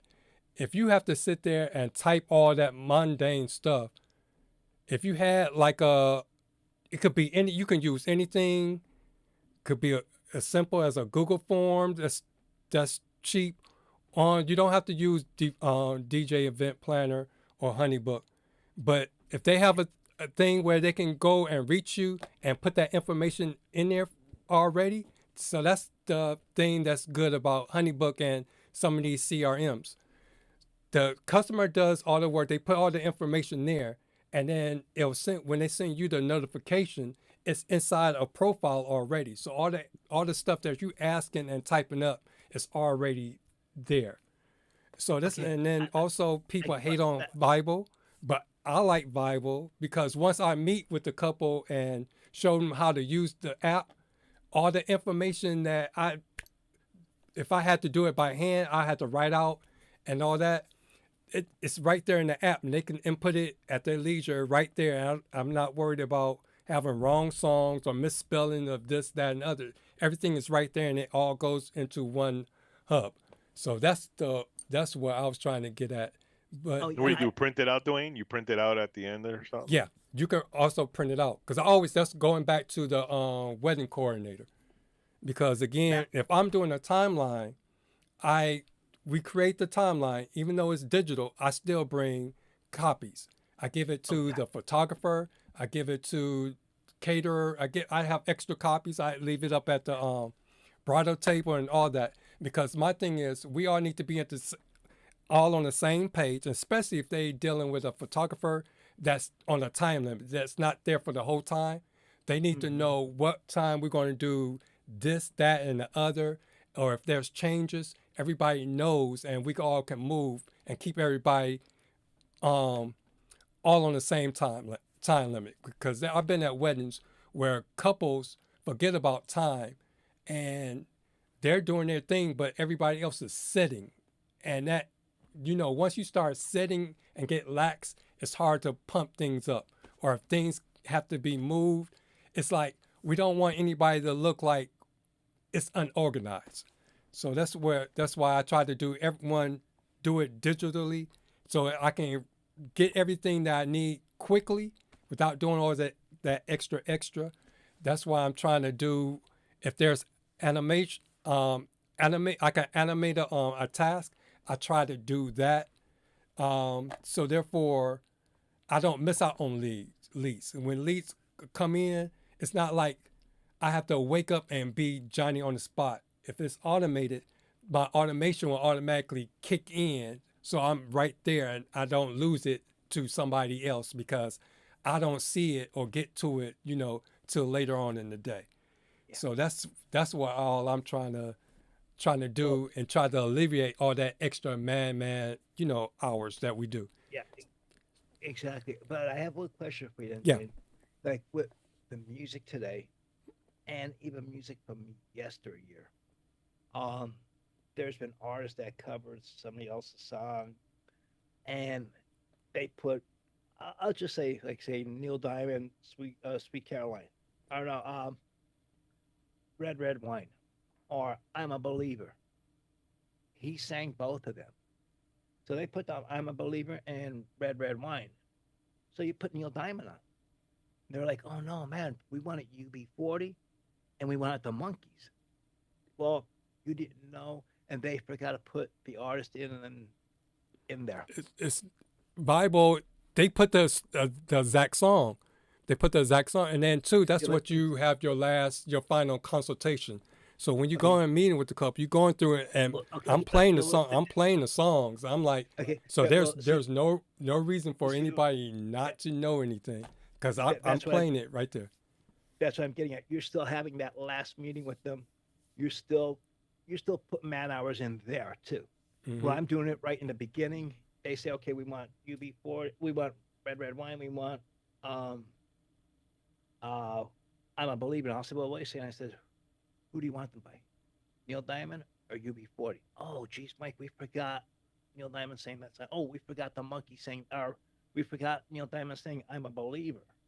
Like, yeah, because I look at it, I could put Neil Diamond down for both of them. There's so many artists today, even today, that do older songs, and you're second guessing yourself. Okay, do they want the clean version? Do they want the dirty version? It's like, and there's been times that I pulled up the clean version because they didn't specify it on my wedding planner They're like, "Oh, Mike, we want the dirty version." I said, "Well, here's the contract. Here's what you said."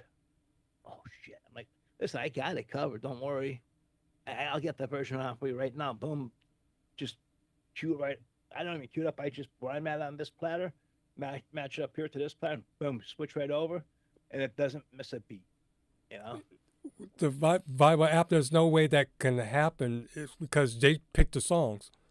Yeah, How So much is the the version? Bible So app? you, But- I'll never not have the version because it's right there. They picked it. But How much is it, Dwayne? 170 a month. But if What? they How don't, much? 170 a month. 170?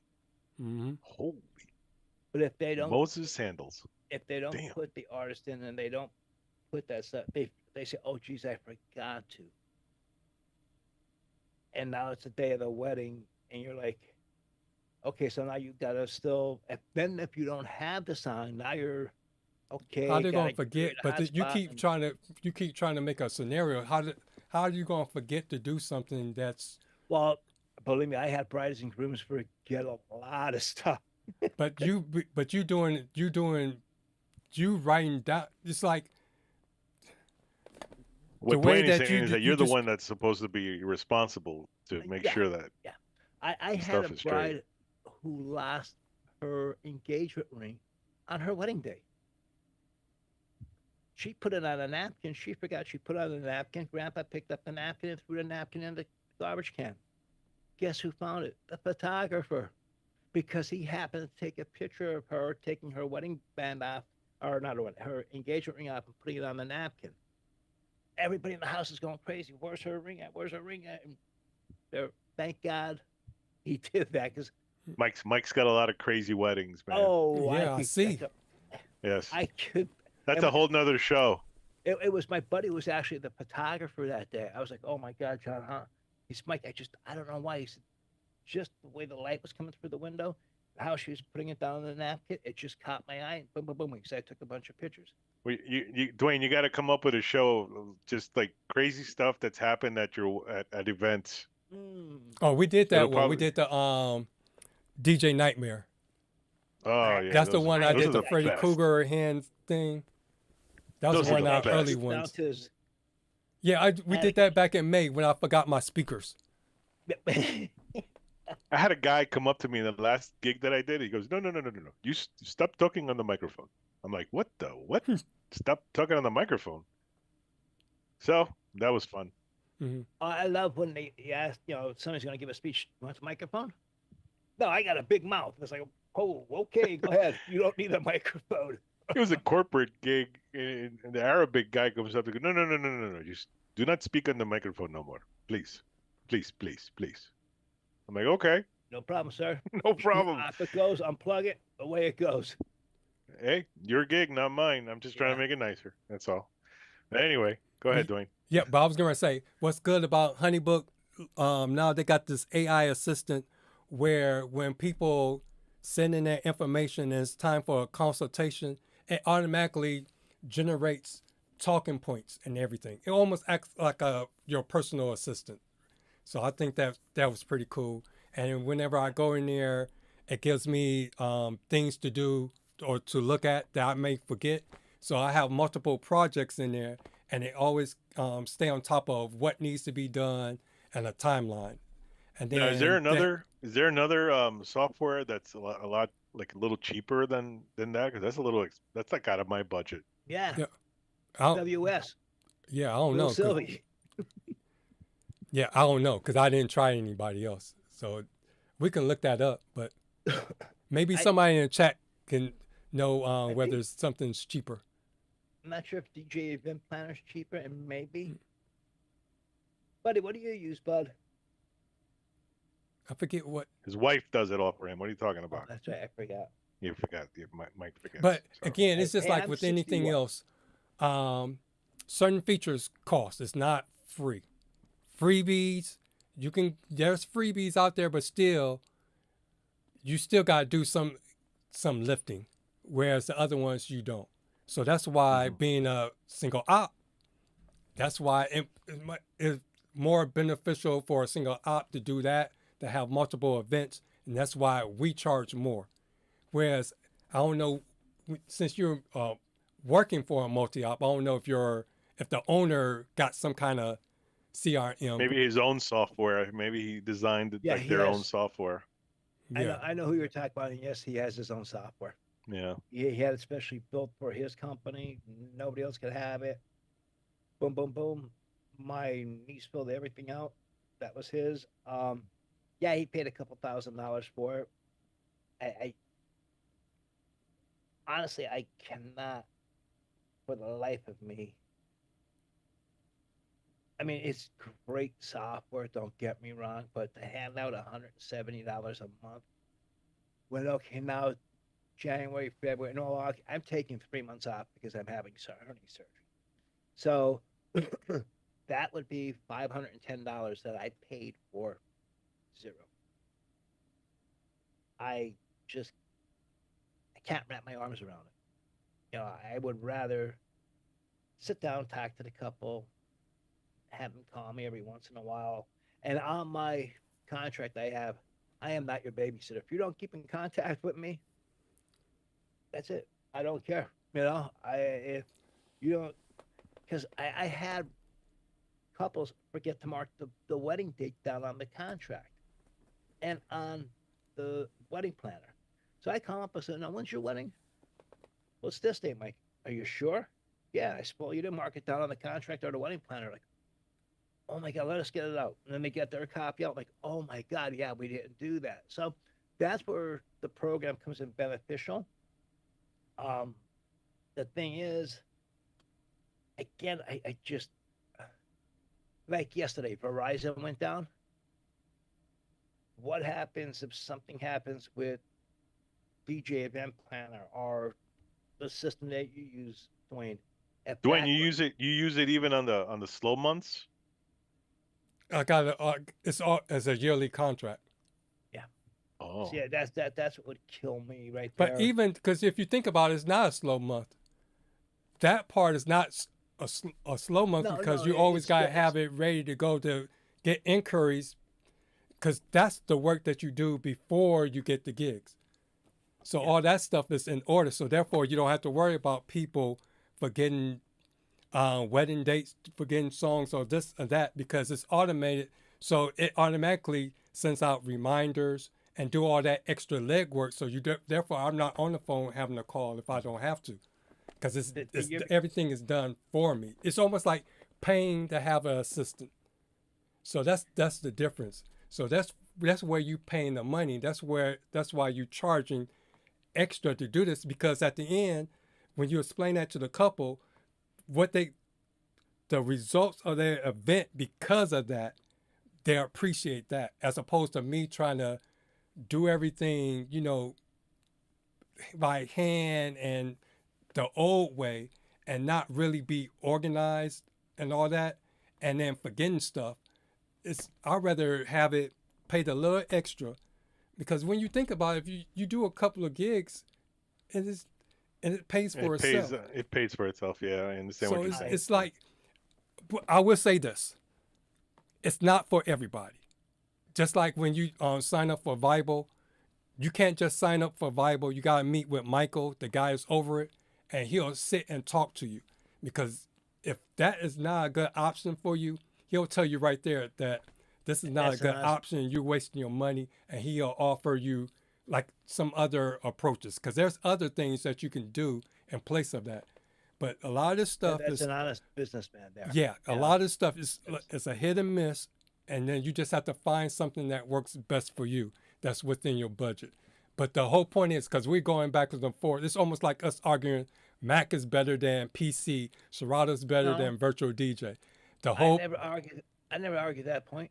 I just say it. Mac is better than PC. No, virtual DJ is the best, by the way. So no, I'm just saying, because it's like I don't want people to take away that you need to do this way, do this way, this that way. It's just think about making sure, no matter what you use or how you do it, you need to make sure that you have some kind of bookkeeping, because it's easy, especially if you're doing getting leads and you closing leads for gigs that's a year later, 2 years later. People forget, you forget. So you have to have some way to be able to get to it and make sure everything's in order. So for me, going back to before you came on, Mike, I was saying how I tell my students, it's better to give me their work when we're in class, when I have the basket, as opposed to handing me a piece of paper when I'm in the hallway or somewhere, because I'll sit the paper down and forget. So for me and for my sanity, I would spend a little extra to have everything digital, to be digital and coming in one area. So therefore I know if I need to get to it, I can get to it real quick just by typing in the search and getting to it. Because if it's paperwork, I'll lay it down and lose it big time. The year before COVID, I did 11 weddings in the month of October. I could have used it then. I mean, I was pulling my hair out. The one thing I taught myself now is when I go out to meet the couple, I come back home with the contract. As soon as I come home with the contract, I scan it. I have external hard drive that I have all my gigs on, and it goes, I have a backup of that also, but it goes in the month, the year, the month, and then the date that it goes in there. And I automatically, somebody calls me, I might not have it in my calendar on my phone. Let me check my computer. I check I'm booked that day. Then I put it in my calendar on my phone. But I'm making that a habit. This way I know I have the paperwork. If I lose the paperwork, it's still there on my computer. It's still on the hard drive. So I'm secure there, you know. A lot of options, I guess, you know, a lot of options you out have there. to look at, I mean, you have to do what's best for you. If you want to do it the old school way, great. If you want to do it the new way, great. Whatever works best for you, that's what you have to do. Don't let any of us try to push you into the saying, well, hey, Mike does it half and half. Will does it the old school way. Dwayne does it the new school way. It's whatever works best for you. And for a DJ starting out, you know, you're on a very tight budget. So it's gonna be, it may not even be typesetting everything out on a computer. You might be writing everything out on a piece of paper, you know, so be it. But if you are typing it out on a computer, and I tell you one thing, buy yourself an Echo Tank printer. You won't go wrong. You'll never run out of ink, and it won't kill you in prices for that. But the thing is, do what's best for yourself. Do what's best for your business. If you're a single op, if you're joining a multi-op, the multi-op will feed you with everything. So that ain't no problem there. But if you're a single op, I mean, there's 24 hours on the clock. A DJ, we're like a doctor. We need 28 hours to 30 hours on our clocks. Because there's phone calls, there's text messages, this, that. Brian S. Bridges, I think, did a video on text messaging, how good that is. And I love text messaging information because you would not believe the people I catch in lies. And it's like, we told you that? Yeah, here it is. Now I take a screenshot of it, I send it back. Oh, okay. But I thought you said it was only going to be this price. No, here's what I said. Here's my quote. Oh, we mixed you up with the other DJ. Oh, okay, that DJ was cheaper. But no, Mike, we want you. Oh, okay, no problem. You know, so there's pros and cons for everything. We're all human. This is just life, and everybody's gonna make mistakes, and everybody's not gonna make. It's not gonna make. It is what it is. Yeah, it is what it is. We're going. Well, I'll get through it at the end of the day. That's it. As long as we're happy, we're smiling, and our guests are smiling. That's the main thing. Right. And getting back to the chat.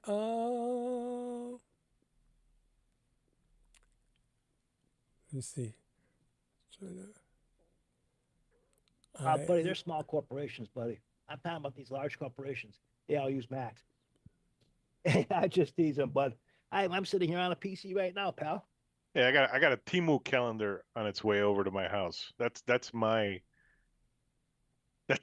organizational skills right there. I put it up on the wall. It's a dry erase calendar. That's it. I don't have to worry about next year. I go to year to year. Well, I have 3 of them. I have 1 downstairs. I have 2 upstairs. I want it out of my mother's house. I got one behind me here I haven't even used. They're great. I love them. I love them. But then I brush up against them. I'm like, oh shit, what did I erase? You know. You gotta put it up on the wall. Make sure not to touch it. I know. I have it on my door. All right, so I'm DJ Pretty Boy said, keep in consideration for as far as time, pre, during, and post event workload, and it adds up. Buddy says we send 40 hours to 60 hours before a gig, doing everything. Paperwork is part of it. Just your P&L is a few hours a month.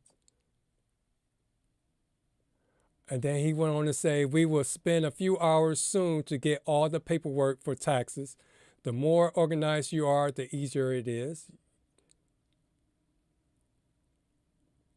And then he says spend. Now, I'm not sure what we were talking about at that time. Then Kevin says, I show them my paperwork and I say, if you want Snap, he'll send a picture of it if they want a copy. And then Buddy says, unorganized chaos at a wedding is counterproductive. Yep, and that's what I was saying. And that not just weddings, any gig that you do. Mm-hmm. And then he I says, that's weddings. Yep. And then he says, that is why we proof the song before a wedding. And then he says, Kevin, you still use paperwork, and he's laughing.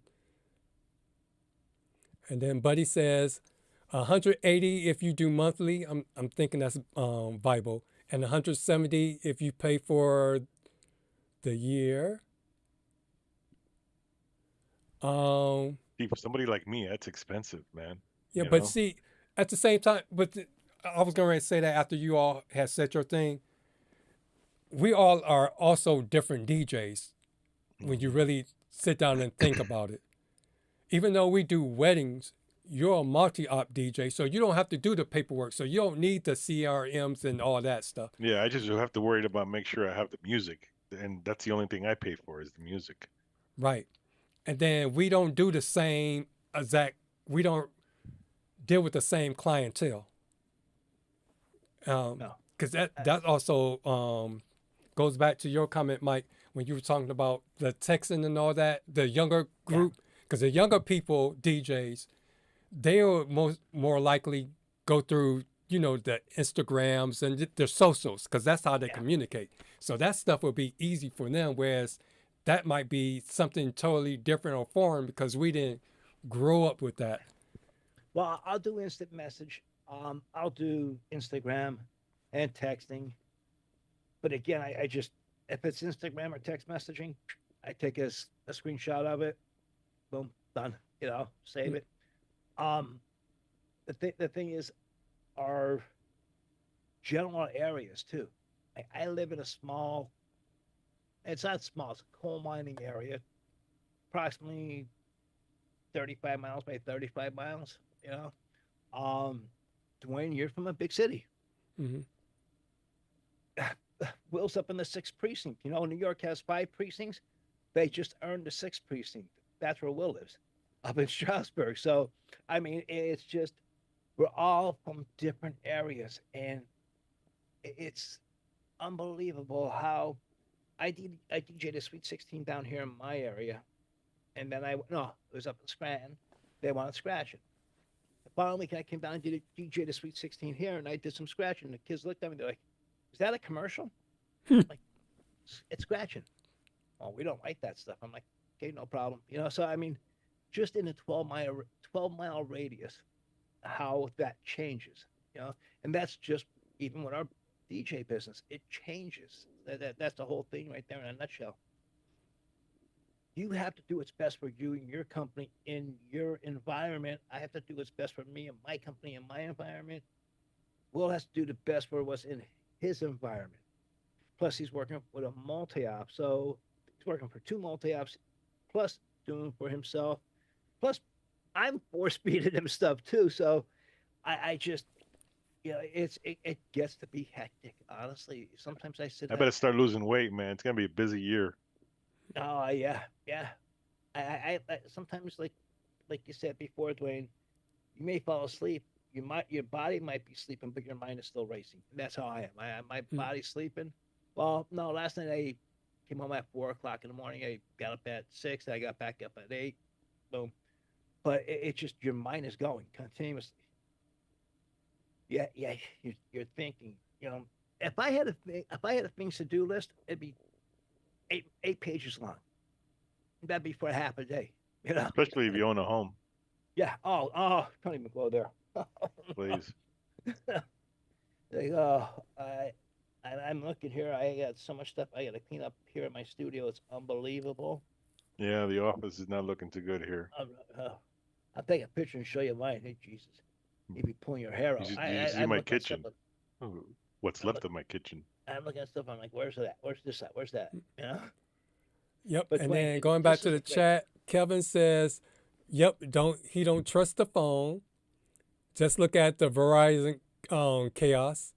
Because every time I go and DJ for Kevin, I'm okay until I get to the venue, and then after I get to the venue, it's like I can't make phone calls out or get reception."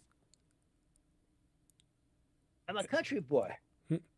No, not really. He's out there with the cows and stuff and the goats. No, we just. No, I wouldn't say well, he's that country, but No, I'm not that country. About 12 years ago, they made our neighbor get rid of his chicken and roosters, or his rooster and chickens. About 3 miles up the road from me, we have horses and cows, and a mile and a half away from me, we have a guy who wanted to have an exciting night in New York City by blowing up stuff. They arrested him. He's part of that Islamic group, whatever the hell they're called. I'm like, you gotta be kidding! Right down the street from me, this is. I'm like, so I'm going from one extreme to another. So you might be in a big city, but I'm getting it all. I'm getting it all shoved into 20 to 30 mile space. Does Kevin do streaming like Spotify or anything like that? oh no, Kevin, do you do Spotify and stream and all that? Or he's strictly hard drive? Oh, when I was with him, he has his music on a hard drive. I will not stream a wedding. Yeah, because you imagine that area that he works in, it's got to be brutal to try and get any signal, and you're screwed. Well, I've seen DJs from around here go to DJ at a school, or even at say like Gushnetti's, the Woodlands, whatever, and they get there and they're like, okay, I create my hotspot, and then they can't get on Google, they can't get on YouTube, they can't get on their pools, and say, wait, I'm here at Gushnetti's. I was just here last night at the 25th hour, whatever. I was able to get on, no problem. When a school comes in, they have their ITs come in and just redirect stuff on the internet, so the kids cannot be. They want the kids to devote the time to the dance, not be like this. And the DJ's up there playing music, and you only have, say, if there's 300 kids at the dance, and only 50 kids are on the dance floor, and you have 250 other kids are sitting there on their phone taking pictures, and no, all that's cut out. They have their own IT service come in, zap it down. That's it. So which is good. But then it screws the DJ because now he can't get on his pools and he's a streaming DJ. It's like, why would you do that? I think that's the difference between those young DJs nowadays and us old guys, is that we actually have a library. And then Kevin said he doesn't stream. He uses his from his laptop. Yeah, you have to have. I think you have no choice in his area. You got no choice. The only place I've had problems, tell you, this area is Mike is by Shawnee, down there by the river. Yeah, I had like one bar on my phone. I'm like, God. I had it down there, and I had it up by Equinox. That's between New York, New Jersey, and Pennsylvania, that little corner of Pennsylvania. There's nothing at all. No reception, no satellite service even. I'm like, at least someplace I go, I'll come up with the satellite. So you need to open up the hanger and just like stick your arm out with the hanger. Yeah. So I know at least I could get some kind of reception, but not. It's like it may take 20 minutes to download a 2-minute song. Yeah, God forsake you forget a song for the intros or something. Yeah. That's why everything goes on my hard drive. Then I have 2 backup flash drives that come with me, especially if the wedding's out of the area. And like I said, like a couple of venues will lock down their service. That you create your hotspot, but you're not going to get. You might get a song or two. So I make sure I have everything. Everything's backed up to 2 flash drives also, just in case my main hard drive goes down. I have the flash drives plug them in, boom, away I'm going. So plan for the worst all the time. Well, plan for the worst, hope for the best. Yes. That's our slogan here in Cleveland, Yep. especially with the Browns. That's our slogan with the Jets and the Giants. I don't want to say who's a Giants fan. I lived around the corner from the stadium, pretty much, and my wife worked across the street. Did you kick his tombstone? Right there, my wife could see the game probably from her building where she works. You know who I'm talking to about the tombstone? Who's buried in the Giant Stadium? Oh, is it Hoffa? Yeah, you kick his tombstone. Yeah, I know. See, it's these wise guys that I live around. All right, and then let's see. A timekeeper said we're 2 hours in the books. That was Buddy. Yeah, I got an Arby's sandwich, just like kind of looking at. I got a roast beef sandwich that I got to hit. Dwayne, are you sending the check this week, or do I have to send him the check for being our timekeeper? Oh. No, I guess it's a trade-off from being on his show. Oh, okay. Yeah. Oh, yeah. That's right. So once I get there, then we'll have to send them a check. Oh, that's okay. I don't have to go on the show. I'll just be in the back room there. And then Kuting says, when we mentioned virtual DJ and AI, he said, "Do you mean AI DJ? It's not virtual DJ anymore now. They have all the AI features." And then Buddy went on to say, "Is that why business don't use Mac? They use PC?" And then he said, "AI is a tool in a toolbox. You should be using it." And sometimes you using it and don't even know you're using it. Yeah. Because everything is integrated into it. If you really look back at virtual DJ, going back 5-6 years ago, you're playing a song and you're connected to the internet, and it's coming up with songs that can be played or should be played with this song or after this song or whatever. They always had that down the bottom. You could see the songs go around. It was just float right at the bottom of your screen. This song, this song, this song, this. I mean, there was like 20 songs that you could play right after that song that you're playing. So they just improved on what they had. Yeah, but because it's 2 kinds. Because I know the one at the bottom that you're referring to, that goes off. I think that one goes off of playlist. So wherever playlist DJs, I guess, supplied to them, the ones at the bottom, it's like a suggestion of songs that DJs normally play after that song. Because that's why you will see the same songs go, for everything that you do. Whereas the Genius one actually looks at the BPMs and the keys and all that and suggests songs that can actually mix, I guess, better. I just seen a video on this, and it was 2026, and a guy typed in, he went into AI, the AI version, and he put down Christmas music. And his computer came up with 19 songs. He said, but wait, I want to show you something. He opened up his folder that is plugged into his computer, from his external hard drive, and it had 350 something songs in there. For some reason, AI doesn't pick up all your music. It only picks up music that I guess is fed into that also. Wait, what are you talking about? I'm waiting to download the new version. I haven't downloaded it yet. I'm scared. Because to me, AI, when you do the AI questioning thing, that's different. It don't necessarily look for songs that's in your library? Because Well, I think I think they give a general list of songs, and then I think by the songs they either have an hourglass or some kind of icon, and that lets you know which ones of those songs are actually in your library.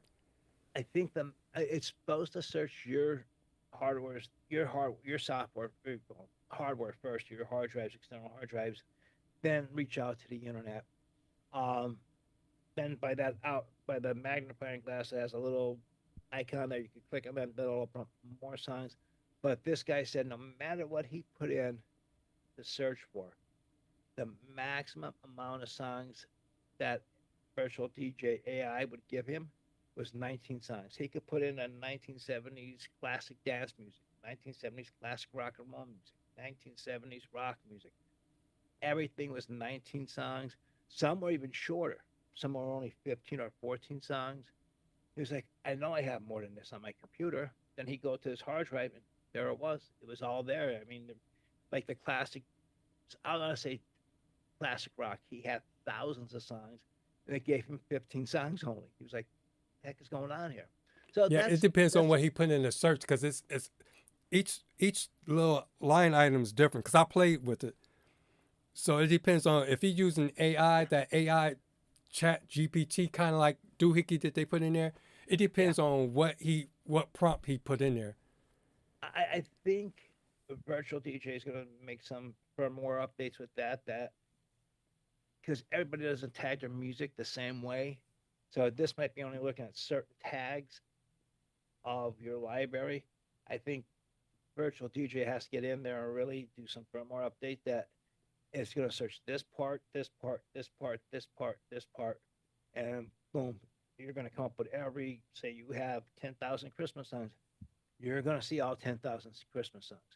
You have 1,000 disco songs, you're going to see the whole 1,000 disco songs. You know, it's something new. You know, it's like a new pair of leather shoes. You put them on for the first time, they're tight, they're uncomfortable, you get a blister. As you wear them, they stretch out more and more. You're more and more comfortable with it. That's, I think, is going to happen with virtual DJ.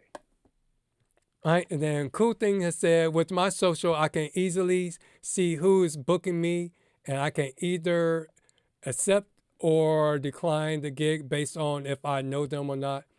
And also, speaking about virtual DJ AI, you do have to be on the internet in order for it to work. Because I tried turning my internet off, seeing if it'll work. Yeah. So if you got bad Wi-Fi signals, then it will do you no good. Yeah, it's like, well, can't look them up. Sorry, can't get no signal. I can't look nothing up on AI. Mm-hmm. And then Cool Thing says, going back to your, Buddy said Mike is a country boy. And then Cool Thing says, I'm a country boy, being from South Carolina. And then Kelvin said, welcome to the Sticks.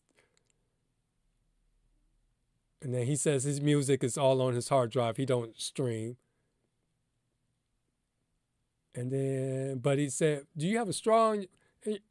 He was saying you're a country boy because you know how you have that country... what do you call that? Tumbleweed straw? Mm-hmm. Yeah. I know what he means. Mm-hmm.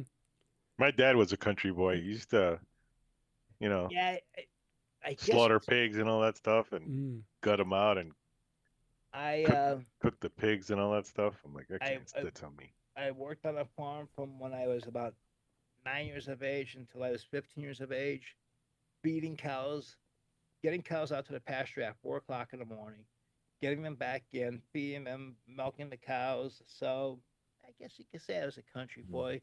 Knocking down hay, baling hay, knocking down corn, getting the corn stalks, getting it into the corn silos, stepping in cow shit, or cow patties, I'm sorry. You name it, I did it. I guess I can say I'm happy with my life. I covered city, country. It's me. I'm not a country boy. Nope. And then Cool Thing said, I never stream. I use my local files as well. And he says 99 to 100% of the time I don't have internet. And then Kevin says, yes, no phone usage and text sent till you leave some venue. Yep, that's what happened to me. Because I'll tell you, you know when you're a country boy, and you're a true country boy? Do you seen You have Country to go out- Roads by John Denver? No. When you have to go out and use the outhouse in Oh, the middle of wintertime, you're waiting till it's come on out. You fly out, then you fly back up because you're cold. You're cold. That's when you're a country boy. yeah, my great I've been to grandmother a farm had where they. an outhouse. I've been to a farm that they do the slaughterhouse, kind of a farm. I couldn't get out of the car because of the smell. Hmm. I It love was that so smell. strong. Oh my God, it smelled like death. I'm like, hey, No, go it ahead. is. I'm staying in the car. Go ahead, do what you have to do. And then Buddy said, this is why you should not use streaming services. And then Cool Thing says, now that he have the XDJ RR, it does not have streaming built in. So I only have my local library imported from Rekordbox DJ. And Kevin said, I have people squeal like a pig. So Yep. Ding ding ding ding ding ding ding ding. Yep. so let's go ahead and then Guys, before- Mikey, you were singing. So Kevin said, "Oh, we're no longer doing story time. Now we're doing singing time with Mike." Yes. Yeah, I don't want to cut it short. I appreciate you letting me come out tonight, knowing everything that's going on with my family. I gotta run. I just look at the time. I'm like, oh my God, Mhm. gotta get my mother her medication. Gotta get my lights plugged in. I gotta go downstairs, get to bed. I gotta be up at 6 a.m. Get my wife to work. Come back home. Those lights be charging. My other lights on the charge. Finish up my playlist for tomorrow night, and hopefully my left leg comes back to use. You know. Mhm. If not, I'm going to go up 2 flights of steps, going bump. I'll sound like Uncle Fester going up the steps, you know? Mhm. Tomorrow you doing a gig tomorrow or is this Yeah. weekend? Tomorrow. Is it roll in or roll out or? Oh, 2 flights of steps, brother. Oh, you're crazy, man. Oh, well, no I'm way. having my nephew carrying everything up for me. My son's going to help me pack up the vehicle here. Then my nephew's going to come down and carry everything up in for me. Yeah. 6 subs, 4 tops. Yeah. Jeez, what type of event? Semi-formal. Laser lights, moving heads. No, I'm just teasing. It's semi-formal. Oh. It's going to be very in and out. It's going to be the 2 12-inch subs, 2 tops, and just my mini par 4s and my mini halos. That's it. That's the way to do it. I'm going to bring my 2 laser lights with me. That's it. You know, I'm not going to fool around. I'm not going to bring in my facade tomorrow night. I know I'm not going to be able to handle it. You're going to have kids running up to it. Can I hear this? And hit it and knock it over. No, I take pride in my equipment. That's it. But I'm going to jump off before you give the shout outs to everybody. Again, thank you, Dwayne. Thank you, Will, for filling in for me. Gentlemen in the chat, thank yous for coming by tonight. I just have a lot of stuff going on personally, and Will had to step in for me tonight. And he's going to be here next week. I'm My having condolences. My triple hernia condolences. surgery. I'm going to be the Yeah. $8.5 million man. Mhm. Yeah. Well, Wayne, thank you guys. Love both of yous. Okay. And Best see you in friends, 2 man. weeks. Okay. Hopefully See your you. I'll see surgery you will when I go see well. you. I'll see. thank you, I'll see thank you when you. I see you guys. I'll talk to you soon. I'll get you that file for behind you, okay? You got it. All right. Good night, guys. All right. Good See night, ya. Good night. everybody. So let's get back and do our final takeaways. So this is something to think about as far as your workflow goes, to scale smart and not work harder. So these are the key questions that you should ask. Does this need me? Does this need me repeating? And can this be templated? So therefore, you don't necessarily have to use AI to stream everything, but if you can use like a template to just copy, paste, and then just fill in the blanks, That help ease up some of the workflow. Automation. Use templates for the lead responses and booking, and then have it automated to automatically answer those questions or emails or messages. Efficiency. Try to batch your content and standardize consult scripts.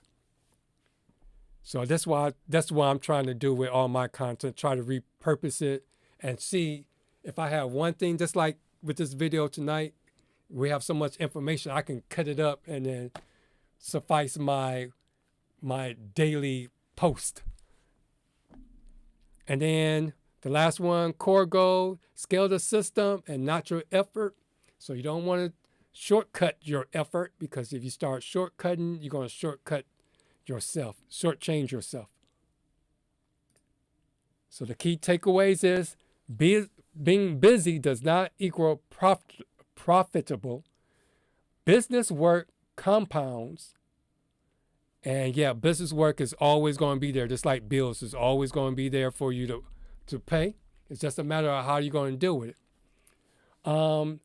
Systems, if you have a good system in place, you're more motivated to get things done.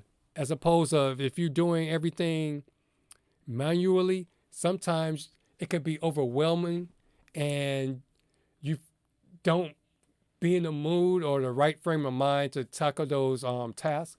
So sometimes we procrastinate in dealing with those tasks. So if you streamline your tasks, a lot of it will get done. AI supports strategy, and clarity equals freedom. Have a plan on no matter what you do. And so let's get to our fade out message, which is make sure to run the business and don't let the business run you. And we said it several times. Work smarter, not harder. So let's get to our shout outs. I'd like to shout out Will for stepping in for DJ Mikey Mike at the last minute. I didn't even know that you was coming. It just so happened, I saw the message. I was like, great. That was right on time. Because I was trying to mentally prepare to do this all by myself. It was meant to be. Yep.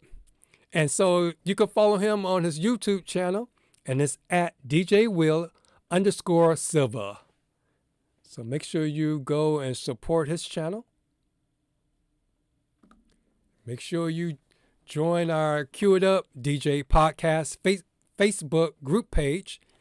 You can type in that long URL code, or you can just type in Cue It Up DJ Podcast in the Facebook search, and you can join either the public group or private group, or you can join both. You can follow DJ Mikey Mike at DJ Mikey Mike on Twitter or Facebook, and at DJ Mikey Mike 45 on Instagram. And then you can follow me on all of my socials at HitmanDDub, and that's HitmanDDub.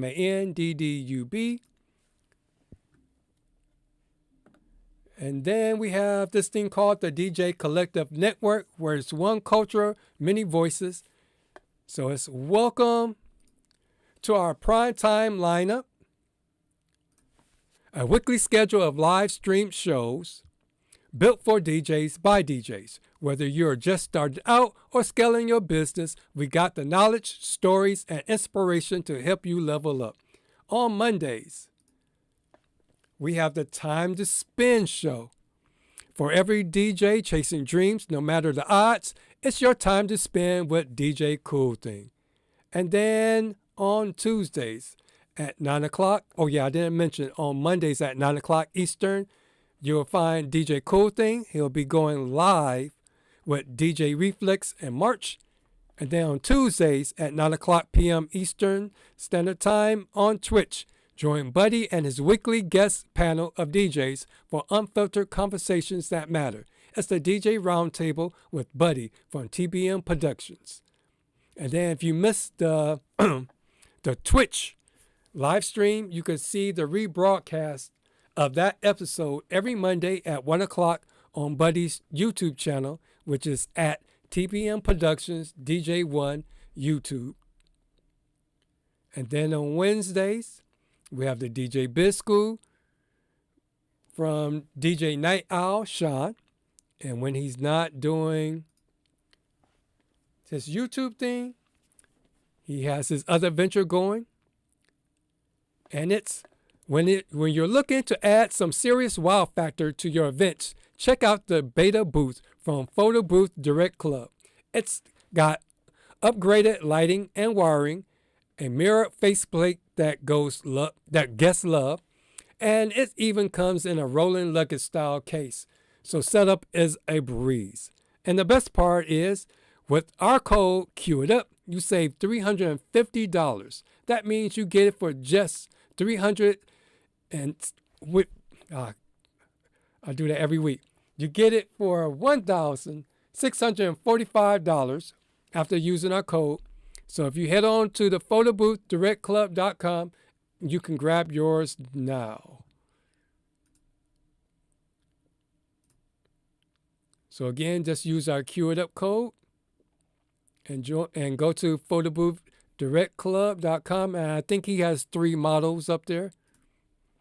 And then on Thursdays, you have the CUEITUP DJ podcast with me, the Hitman D-Dub, and DJ Mikey Mike every Thursday at 9 o'clock Eastern Standard Time on my YouTube channel, which is at the Hitman D-Dub. And then at 9 o'clock, you have the Start to Spin DJ podcast with DJ Pretty Boy and DJ Shay. You can join Kevin live on the KJ Chill Room karaoke chat with Matt and Eric. You could join them live every Monday at 7 o'clock p.m. Eastern at djntv.com/KJ Chill. You can also follow our other DJ friend, and it's at _DJ Reese _ for the We Create the Vibes podcast. And he talks about DJing in the corporate arena.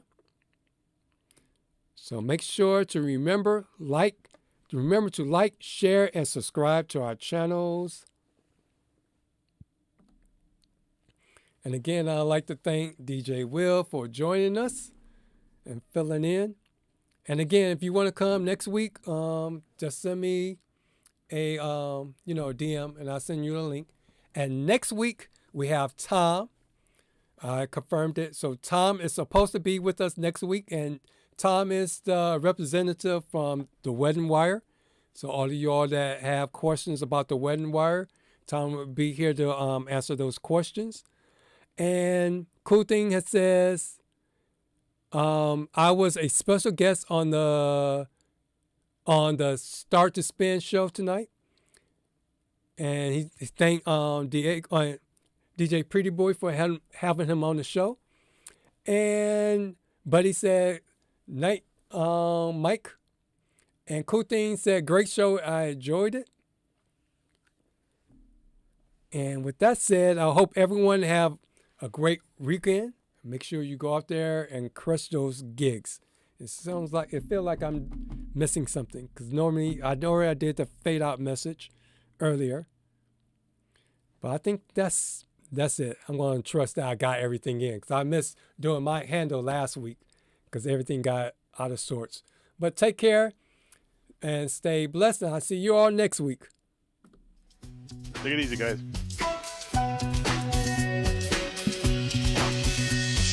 I rise like the sun while the world still sleeps. Scouring the sights looking for new leads. Marathon gigs with no in between. Your worth is from a rear view they seen. They want to party, but I'm battling fatigue, chasing passion while my mental is still out on leave. It's an everyday hustle, so respect the DJ life. We make it look easy, but the pressure's tight. Cue up the pressure. Pressure.